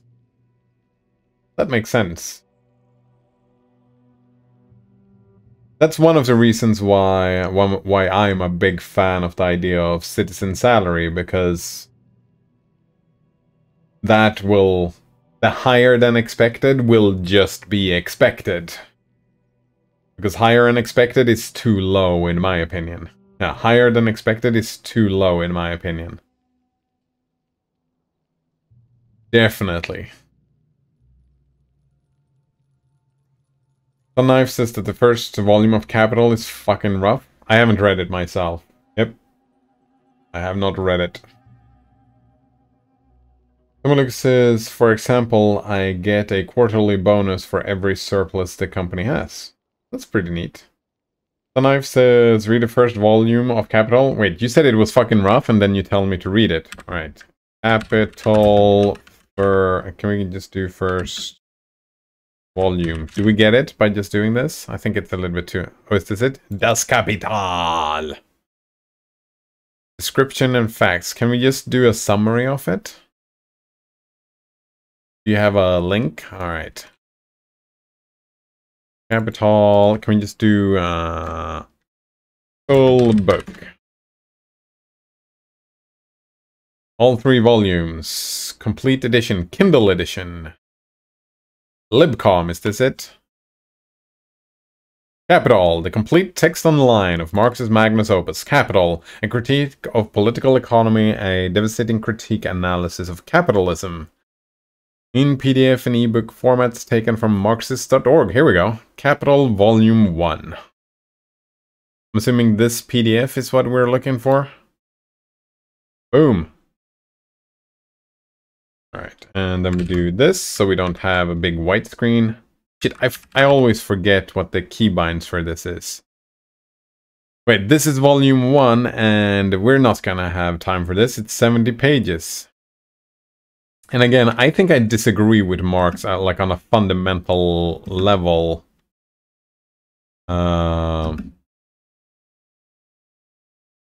We have to read the preface. It is fucking rough, but you should still read it. It's more than 70 pages. Oh, so this is the entire volume 1. So that was just chapter 1 of volume 1. There we go. I kind of feel a little bit that I disagree with Marx on the basic premise that he builds his ideas on. It's similar to like it takes a lot of my motivation away from reading the entire book, because I just know that there are so many statements that is going to be in here where I'm like, well, just a big no on this because of the basic premises. It's like arguing about the existence of God with a religious person. It's like, I'm not super motivated because the basic premise that the religious person is going off from, it's not super motivating to me. And I feel similar, like that Marx is... Don't get me wrong, I think there are some great ideas in here in this book, probably, right? There are some great critiques of capitalism, which is probably spot on, that I would agree with, but again, problematic.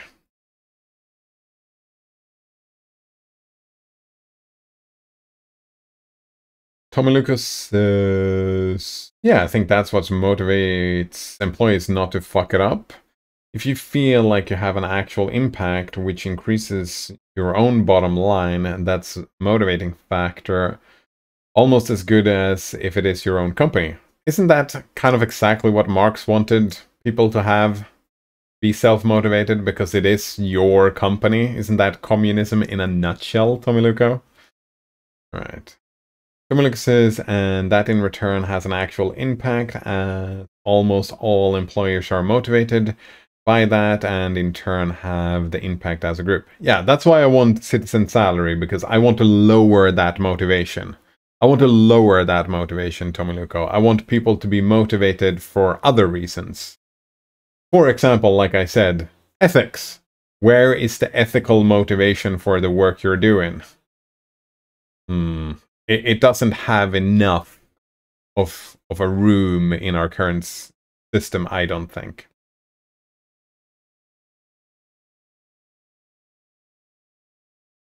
Return has an actual impact, as almost all employees are motivated by that. And yeah, exactly.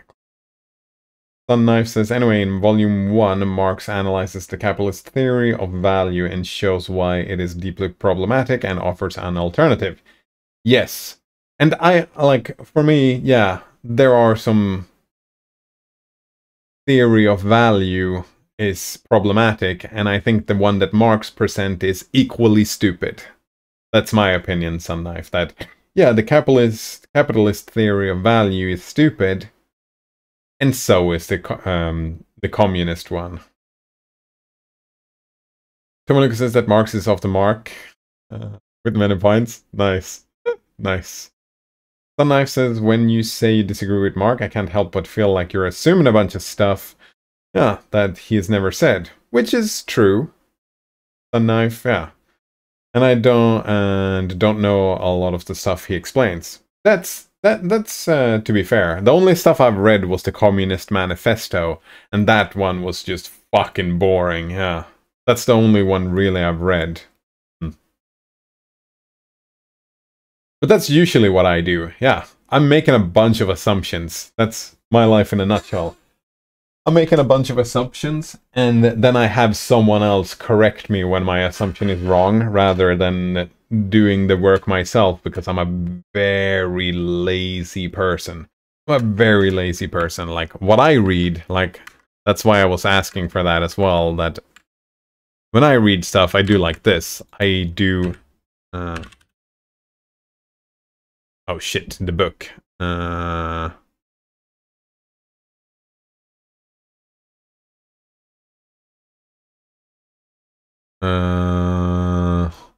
Property is theft, therefore theft is property, to quote, what's his face? No, not Slaughterbar first. Shit. They fought Bibelbrox. Manifesto is just propaganda, right? Yeah. But the propaganda is built on top of ideas. Right, capital is a... Wait, no, I'm looking for the book. Just finding a... like a summary of the first volume rather than actually reading the full thing. I'm into the philosophy, right? That's capital. Oh, right. That's a good idea. That's capital. That's a good idea. Here we go.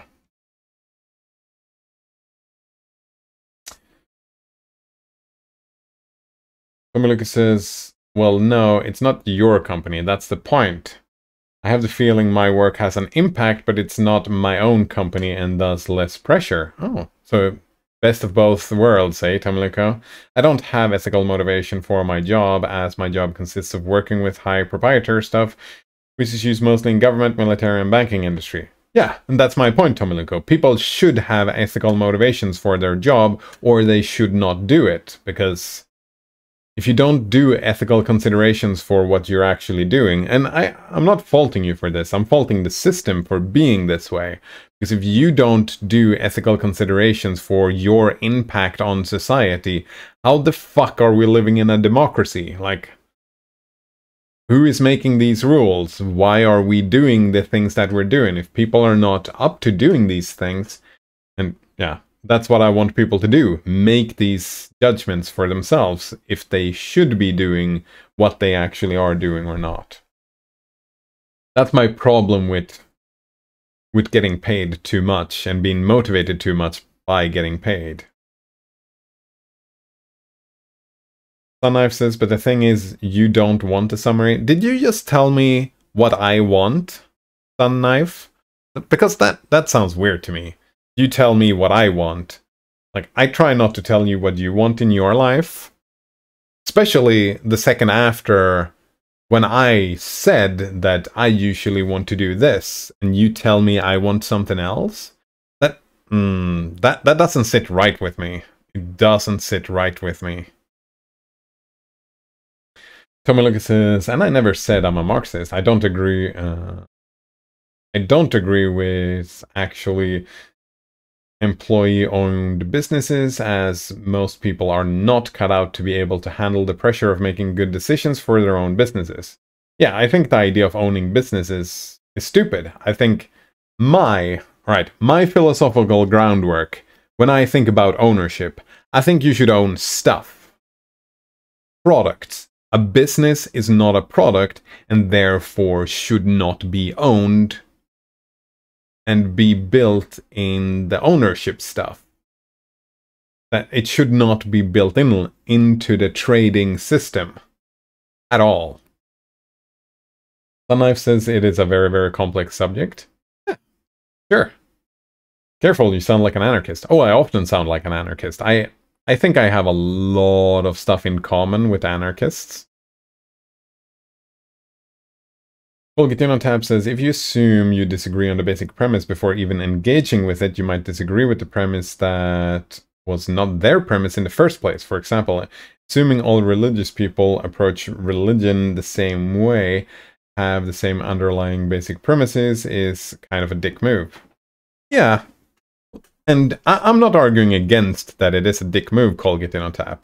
Like, I think that when you assume, you make an ass out of you and me. Right? I think assumptions are fucking terrible. I think they're terrible, but we all make them. But I have built a system in place in my mind for making certain assumptions, as we all have. Because a lot of people do the argumentation. Alright, I want to argue, but you need to read these 900 pages first, which is a bigger dick move. Right? I like to summarize and make it simplify the stuff. I wouldn't ever force any of you to read a 300 page book to have an argument. I wouldn't do that, because that's way worse. The knife says sometimes Summatizing isn't an option. Right. And since I'm a big fan of democracy, that's what I want. If it cannot be summarized so that someone less capable than me can take part, then I think it's a terrible political theory, because it doesn't follow my opinions of democracy, right? If people cannot understand it, if the people cannot understand the theory, then it's a terrible theory. And that's a basic premise, a problem I have. You should be able to have the complicated theory, right? You can have Das Kapital, you can have the 900 pages, and then you can write a propaganda on a pamphlet that makes sense to just me. Yeah, it has to make sense to me. If that doesn't make sense to me, then, well, your first step was a failure. And telling me that, oh, well, the pamphlet it's not good enough, you need to read the whole thing, well, then I'm gonna say, well, the pamphlet then, like, that's my first impression, and I go by my first impression with ideas very often. Very often I go with my first impression. Why I'm looking for the summary, or, well, some of the points, right? I'm assuming that Das Kapital is a series of critiques against capitalism, and that's not really, I mean, it doesn't surprise me that you have a bunch of critiques against capitalism, and I've figured out some of myself. I've read some of the critiques as well, but I would separate all the different critiques as well. Oh, it isn't? It is just one big idea? Interesting. Yeah. Capital is an alternative theory of value. Oh, so actually this one is the better one. So this is what I want to read about this concept, really, because this is what we're talking about. Someone says, well, I tried beforehand to work ethically, but I was an unhappy sap. Now that I just do my job and embrace the gain of knowledge, but sacrificing some of my morality, but not worrying about the finances, but being able to enjoy the hobbies, and overall my life makes me happier than I was before, when I was motivated by ethics, but a poor sap, which was 8 to 9 years ago. Oh yeah, like I was saying, Tomluko, I do not fault you, and I think you're doing the right thing. Like, well, you should be doing what you're doing, Tomluko, because that's the system you find yourself in. And you should do you, right? Who's at the top of the motivation? You should do you first and foremost. I'm critiquing the system that puts so much credence to making money as a motivating factor. Yeah, like I said, the system is broken. Sunknife says it does contain a number of critiques against capitalism, but much, much more than that. Yeah. And like, it's not any simpler than capitalist economics are. You cannot just briefly summarize it and have any meaningful understanding of it. Yeah, and you and me disagree on that point, Sunknife. I think any understanding is meaningful understanding.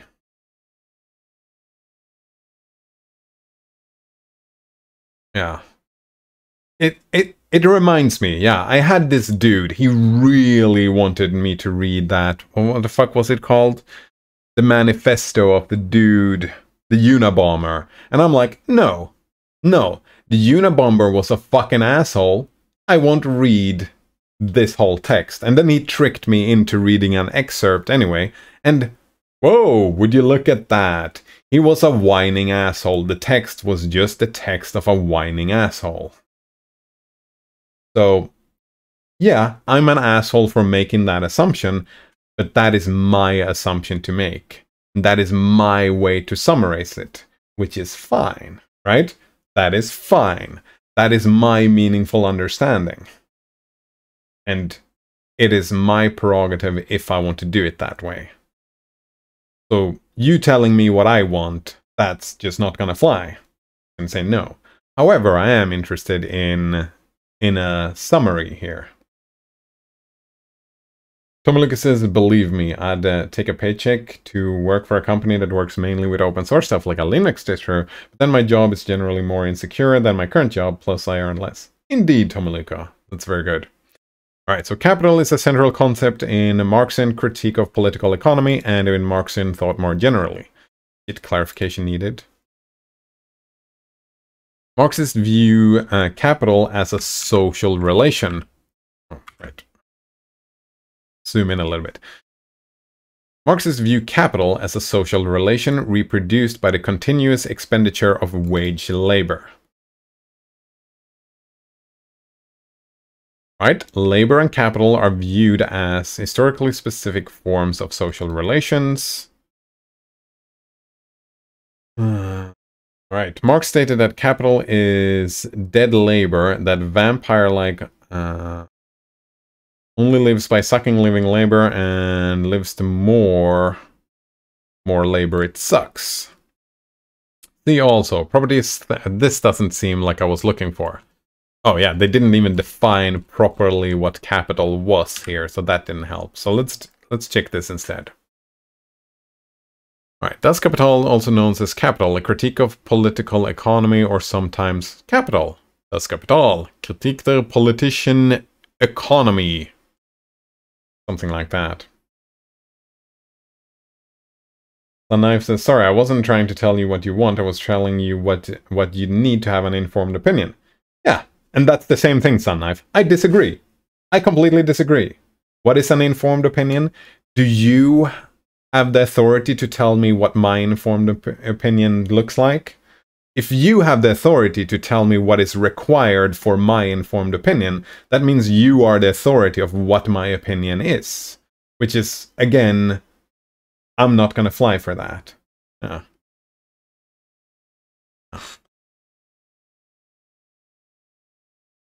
And now, I need to, like I always do, bring up Hume.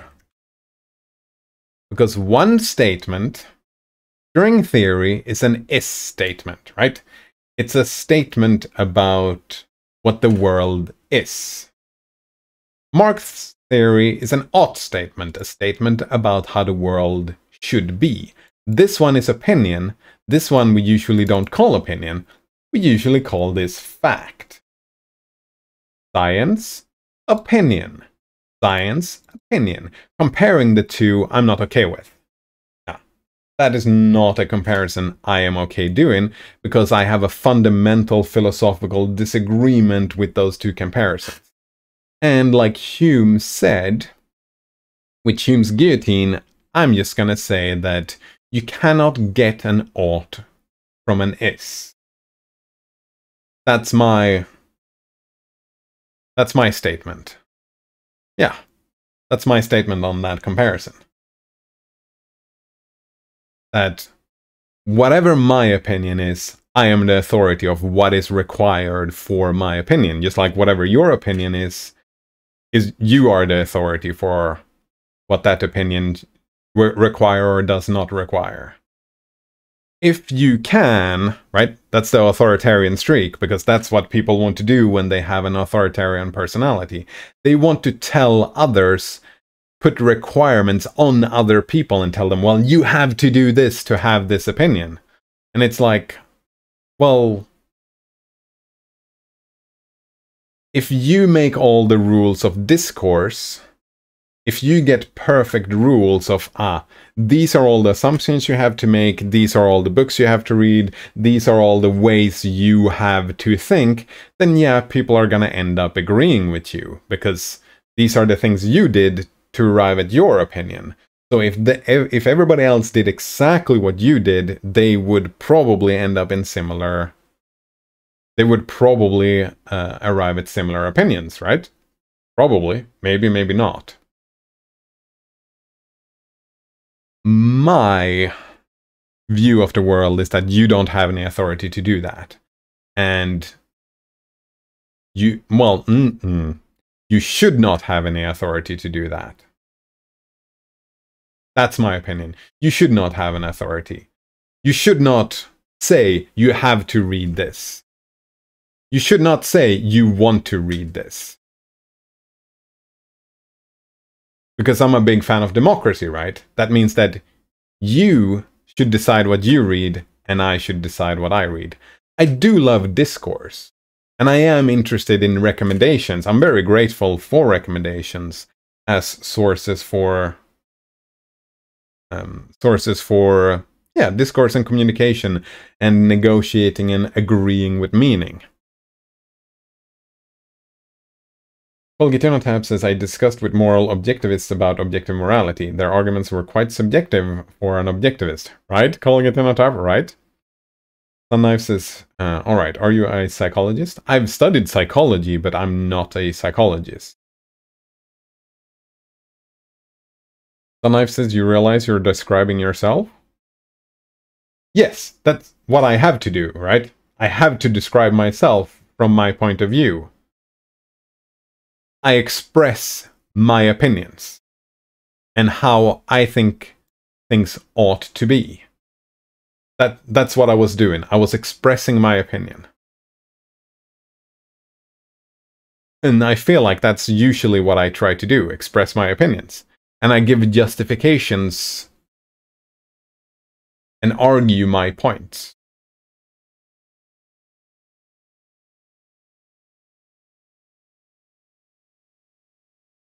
Well, Tab says, would you want to live in a world like that? Wait.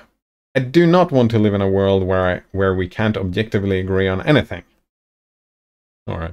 Bringing up our subjective desires is pointless for the topic of objective morality. Is it?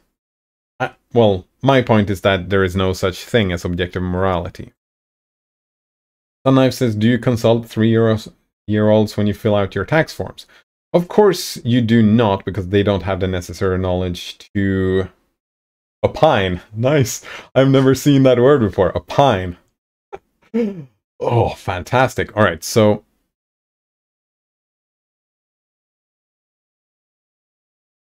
right.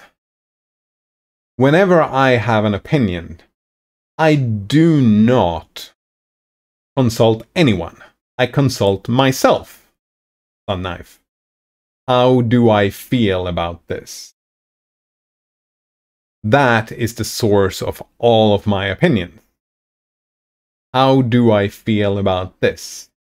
I feel that consulting 3-year-olds is pretty stupid when filling out tax forms. But that's just my opinion. Right? I can imagine, just as a thought experiment, that there is someone out there that is highly into mysticism. Let's say a Buddhist or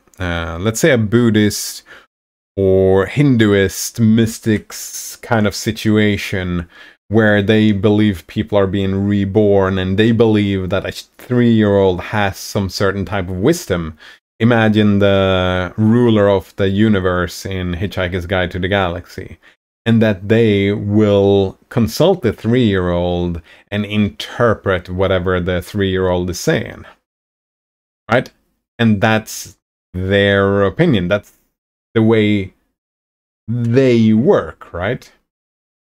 And they consider this a good methodology. I would disagree with that, and you would probably disagree with that.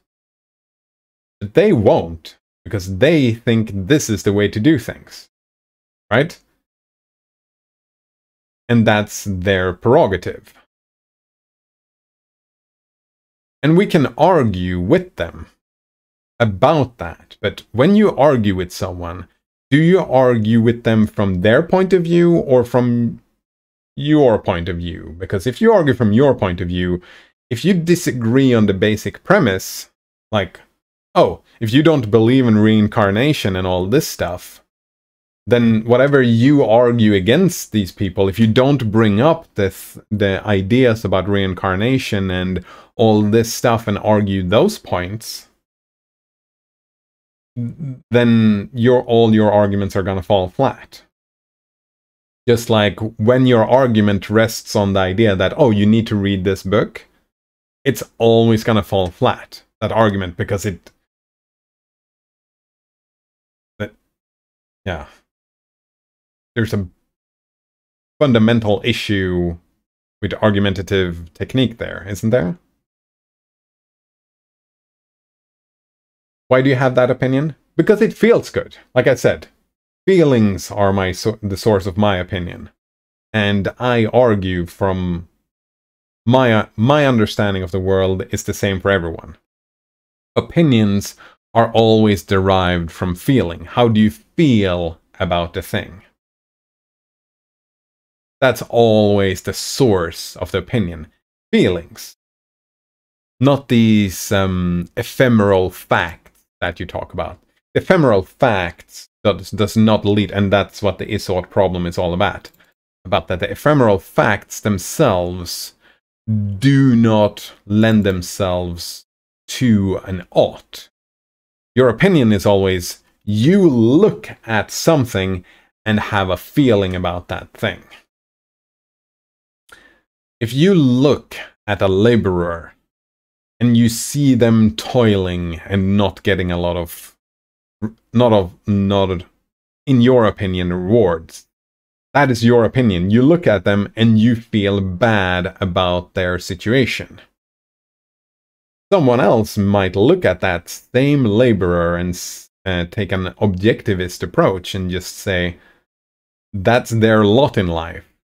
Or maybe even that would be old India with the caste system, right? Oh, that's just their lot in life. That's what happened. It's how it should be, how it ought to be.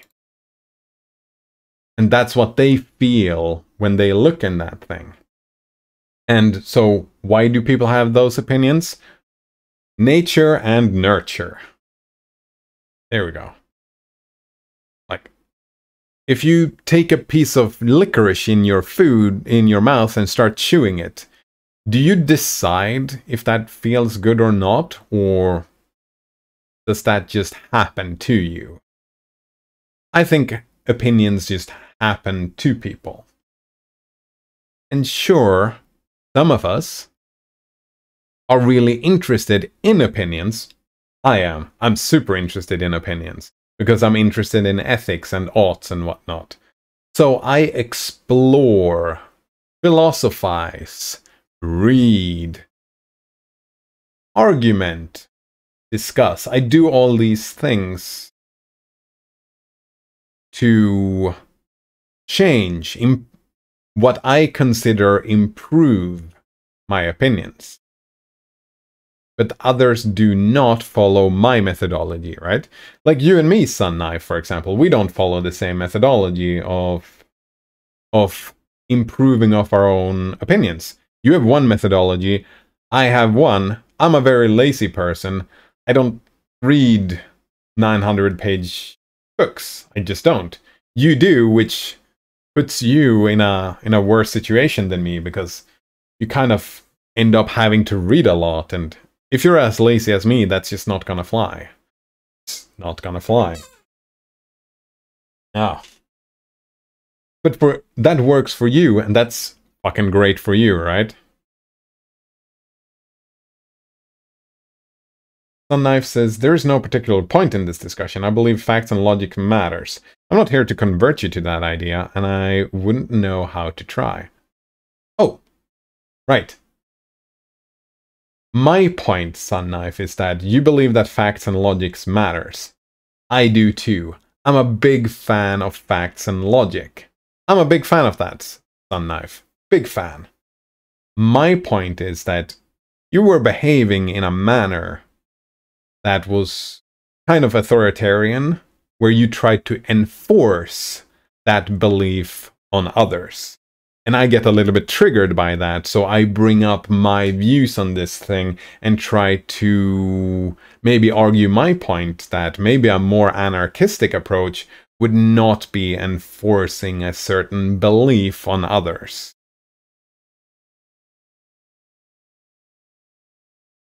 That's my point. That's the point I'm trying to drive home. Sun Knife says, but we're not talking about people seeing the same things and coming to different conclusions. We're talking about one guy seeing a thing and then another guy imagining a thing. Yeah, and I would say that the first guy seeing a thing and the other guy imagining a thing, I would argue that both of these people are imagining things.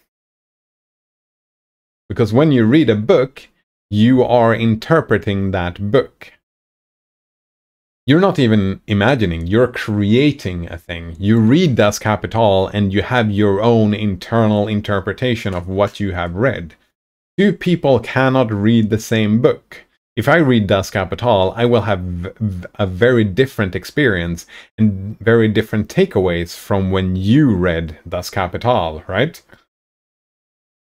Because I come into the book with my own background, just like you came into the book with your own background. Olgitun Tab says that Svoldemort, nice, has brought the strongest argument for objective morality I have seen. Given weight on a person, if that person is either strong enough to lift that weight or not, it is objective fact, not relying on subjective value judgments. Rather than focusing on subjective good and evil, maybe it is better to focus on objective weights and people too weak to lift them. Right, but then you ignore the oughts altogether, right? Kolgitunotap, you just go to the is, and with only the is, you can't really do politics. Can't really do politics with purely is.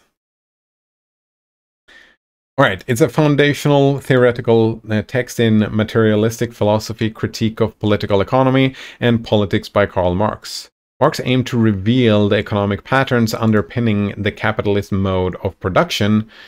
Aimed to reveal the economic patterns. And those, don't get me wrong, I've seen those before, the patterns, right? And I feel like those are pretty astute, from what I remember. I have a pretty terrible memory, but from the memory, I feel like those were pretty astute observations. There's a reason Marx is like the Freud of political economy, right? And there's a reason, which I don't dispute at all. Because he has astute and made very well written things. That's what I've heard anyway. I haven't read myself, so I'm not one to judge. Marx aimed to reveal the economic patterns underpinning the capitalist mode of production, in contrast to classical political economists such as Adam Smith, some other people that I've heard the names, but I haven't read those either. While Marx did not live to publish the planned second, third, and fourth parts, the second and third volumes were completed from his notes and published after his death by Engels. Yeah, I know my mom has read these books and fell in love with it, so I'm raised with these ideas. That's maybe why I don't feel super need to read them either, but she has told me to read them as well. I think I have the Capital lying around somewhere, or she does, I don't remember. Das Kapital is the most cited book published before 1915, the social sciences. That makes sense to me. Themes! That's what I was looking for. Themes! Polgitunatap says, perhaps so, but it would be more fun to see politicians have a lift-off. But they're still building their politics. That's what I'm saying, though, Colgitunatap. It would be fun to see them have lift. Actually, no. That's... oh, fuck, that is so... I get Black Mirror flashbacks when you say that, Colgitunatap. Because that's the popularity contest, right? Whoever can lift the most, that's the one who makes the decisions. Oh, gross. So dystopian. Alright, Marx proposes that the motivating force of capitalism is in the exploitation of labor, whose unpaid work is the ultimate source of surplus value. Right, that's what we saw before.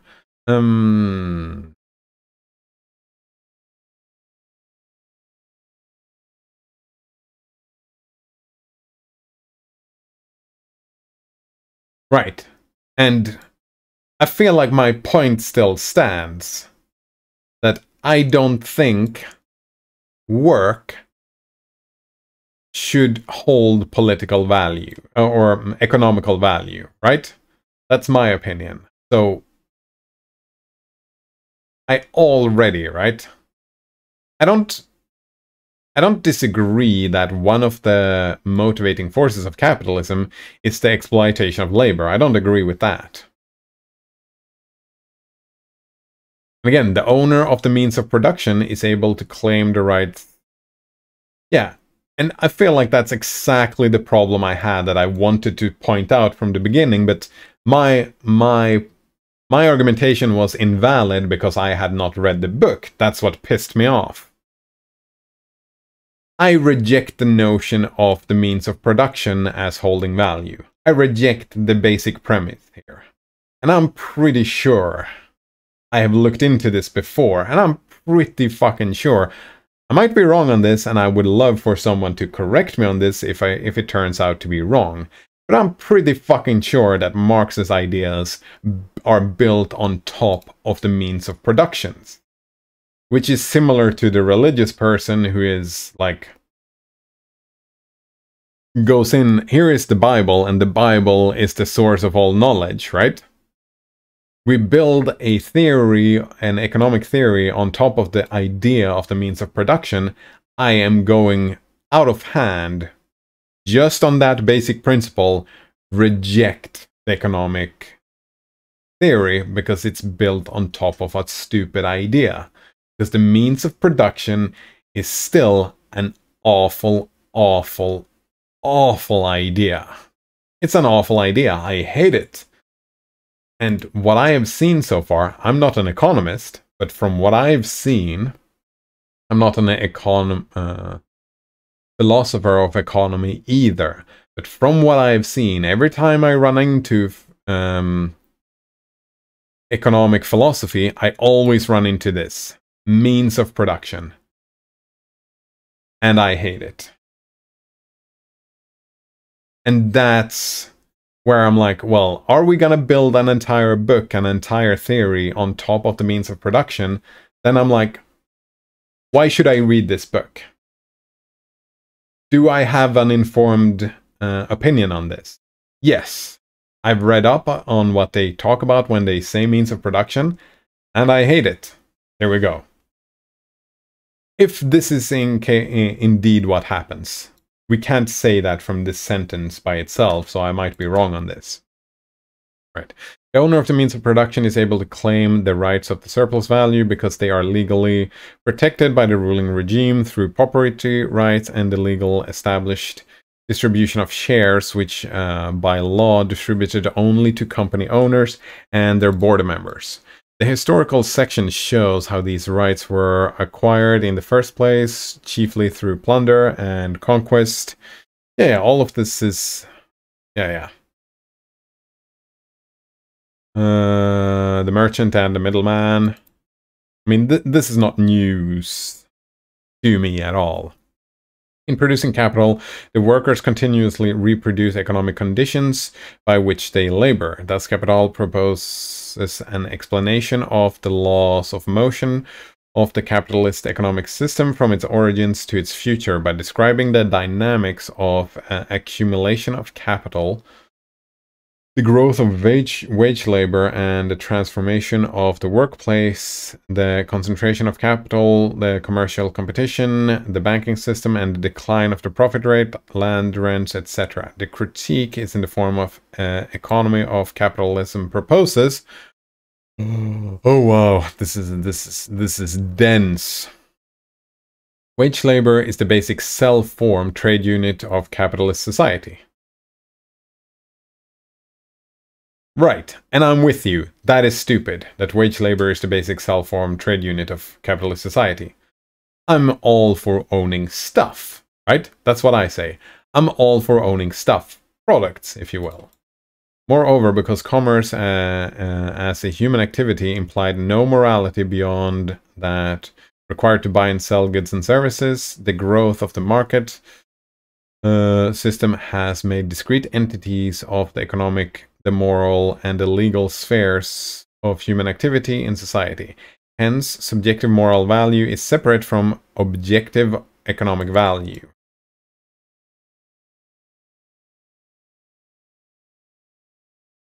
And here, right, the capitalist would disagree with you. The capitalist would say, well, if they believe in objective value, that's another point, but I think that's stupid, so I'm not going to bring that up into the argument. So let's say instead that the economic value is derived from subjective moral value, right?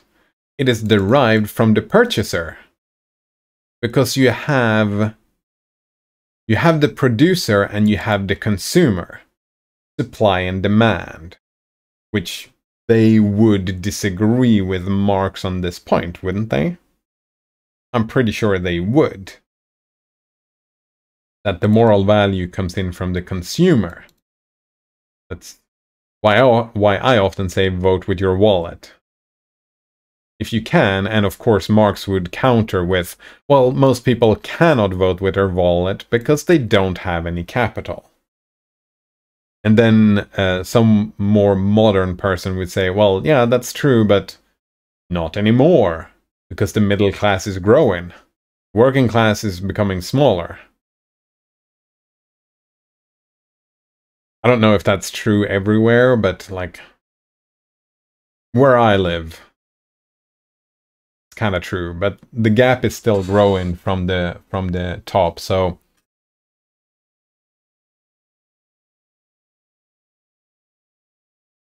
partly I would agree with this. I would say that the way it's written here, it's very black and white, and I don't think it is that black and white, but I was kind of arguing this point before, wasn't I? That we should have more moral value inside of the economic systems. And I use that as an argument for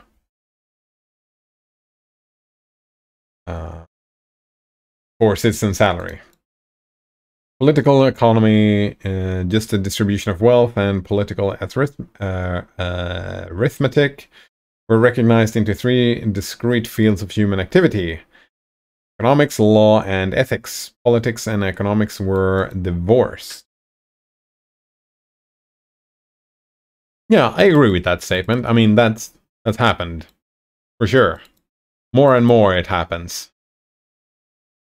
Right. Oh, well, then you end up with people marrying it again, because it becomes more... Yeah, the politics becomes more about the economics. Like, you don't do politics about economics anymore. You're kind of stuck in the economical systems and just do politics within that. And pull in different directions, I suppose. Right. Economic formation of society is a process of natural history. Thus, it is possible for a political economist to objectively study the scientific law of capitalism.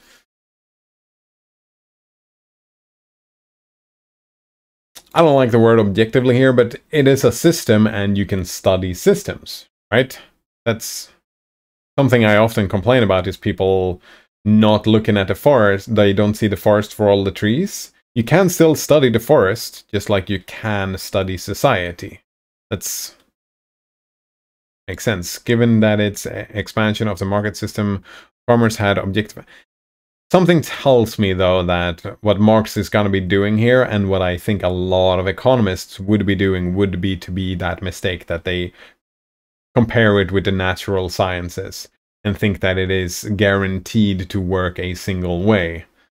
Just kind of ignores the people and society and all that stuff. Right, use of money voided religious and political institutions about its economic value, and replace it with commodity fetishism, the belief that an object commodity has an inherent economic value. Right.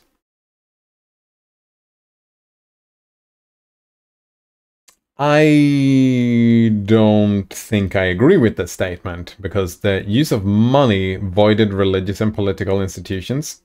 I think part of it is the use of money, but I don't think that is the only part. I think the Enlightenment has voided religious illusions. Yeah. I would credit that more to Enlightenment and science and engineering more than the use of money. Doesn't mean that I completely disagree.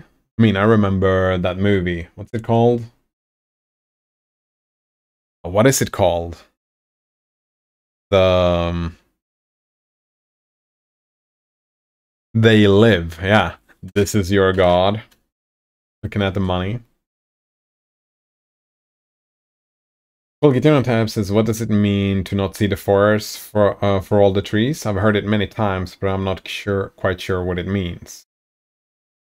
Right, often when I use it, it's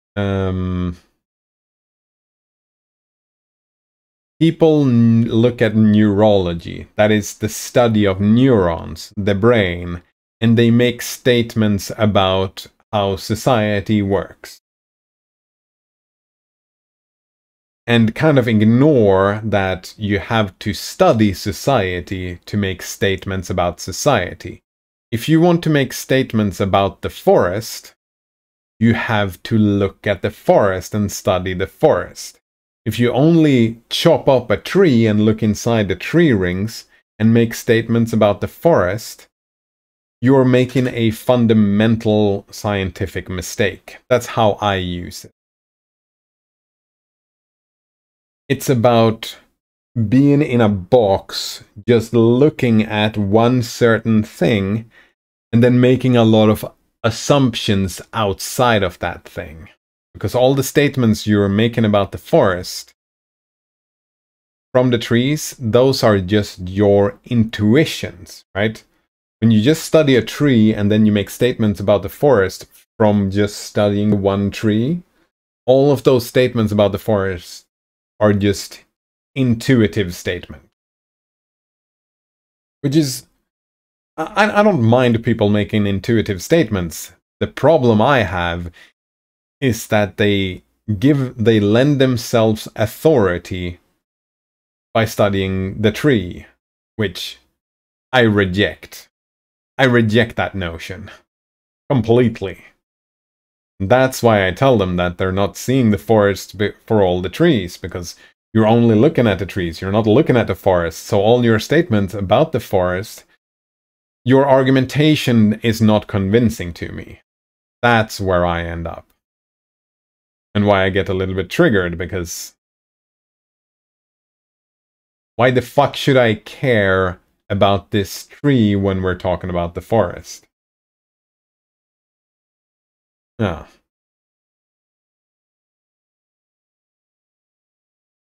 All right.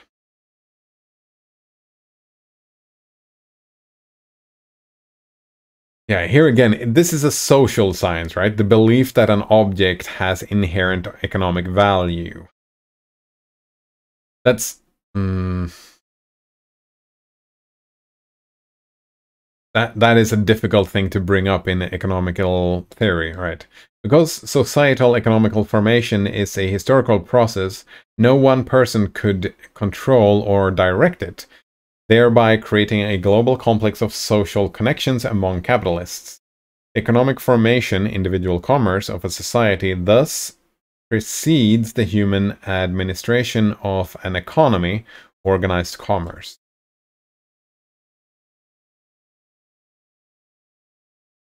I mean, this is what happened, yeah.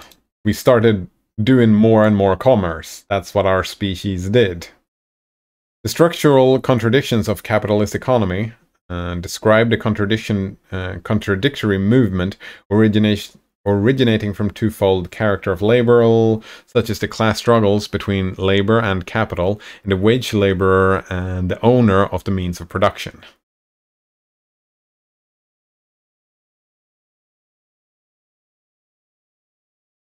Right, I could generalize this even further, right? When you own the means of production, that means owning people, right? You own, in some sense, you own people. And the struggle then, the class struggle, is that people, the way we work, this psychology of a person is that they do not want to be owned. They strive for agency. That's part of what it means being a human, right? We strive for agency. And having the means of production as a thing it doesn't necessarily, but it can lead to ownership of people. Which leads to a struggle, right? Between the system and the individual. Yeah. I don't necessarily say that the struggle happens between the owner and the laborer. The system and the person, there's where the struggle, right? That's another view of the struggle.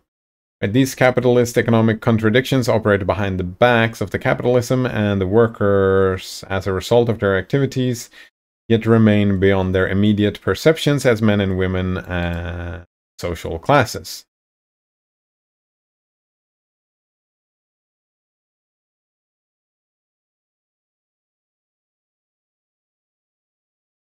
Right, this kind of assumes that people are incapable of comprehending this, and that's where the authoritarian comes in, right? The authoritarian view. That they operate behind the backs, but it is beyond their immediate perceptions. Oh, right. Yeah. That is, if you only live as a tree and you only...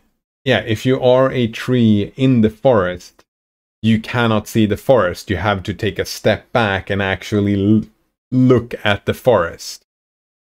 That's why it's beyond the immediate perceptions. Which makes sense. So that would be like a cognitive dissonance thing, right? Economic crises, recession, depression, etc. are rooted in the contradictory character of the economic value of the commodity for capitalist society are the conditions that lead to proletarian revolution, which the Communist Manifesto collectively identified as a weapon forged by the capitalist, which the working class turn against the bourgeoisie itself. Yeah, this is a stretch for me. And that's right. Because they have identified, don't get me wrong, Marx is identifying some key points here, which is kind of what I expected before reading it.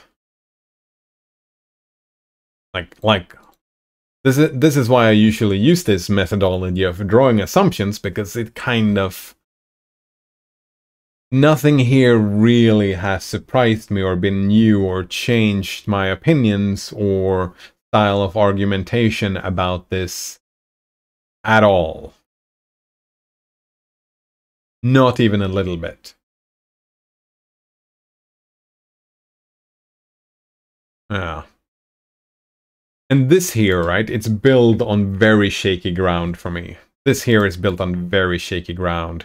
I think that any large, big, complicated system is prone to problems. It doesn't matter what system you build, the system itself is going to be on shaky ground, so this here is a stretch. Again, I don't completely 100% disagree that there is no correlation or like stuff that happens, partly happens because of this, but again, partly is the word. Definitely not the primary reason, I wouldn't say. But in capitalist economy, technological improvement and its consequent increased production augment the amount of material wealth, use value in society, while simultaneously diminishing the economic value of the same wealth, thereby diminishing the rate of profit. A paradox characteristic of economic crises in a capitalist economy, poverty in the midst of plenty, consequent to overproduction and underconsumption.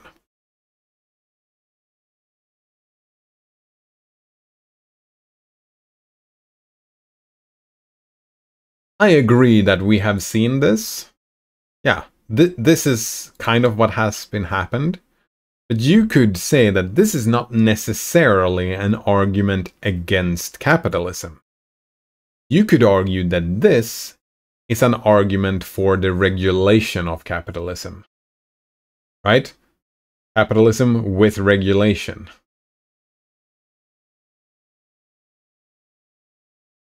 Right? You can even say that this is an argument for capitalism with citizen salary, or UBI. Could make that argument. After 2 decades of economic study and preparatory work, especially regarding the theory of surplus value, the first volume appeared in 1867. Right, to point out, right, the diminishing value of stuff, the material wealth, right? The economic value of wealth being reduced is a good thing, right? Because the more we reduce it, the more people can afford it. Kind of. That's what a capitalist would argue. Or we could set up that situation, right? We can grow the middle class, or we can make the working class richer with this. If this trend is indeed a capitalist trend, which I don't know if we can have mass production. Is that dependent on capitalism? I don't think so. You could argue that this happens from mass production of stuff. The more you produce it, the less money, the less it's gonna cost to buy. Which, in the end, is why people are fans of capitalism, right? Alright, Engels introduced volume 2, the circulation of process of capital. Right. Oh, here we got synopsis. We didn't actually get... We only got the critique, not the actual model itself, and I need to go to lunch. Also, it feels kind of pointless that I think Sunknife probably left. It was by his request, or by their request, that I was reading this stuff. But yeah, nothing new. I don't feel more well informed. So why should I read the book? I don't even know. We are gonna heal this person though. Neutral good, that's fine. Weird day. When dry skin save one of the tribe. Weird, but maybe not last for tribe. Maybe it's not time for Aisha Taki take all. I have to go. Wait, we don't have a conversation? We don't get any rewards or anything? Oh, I'm disappointed.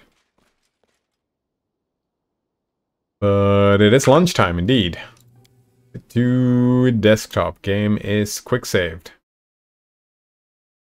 So thanks for hanging out and have a good one. Yeah, cheers.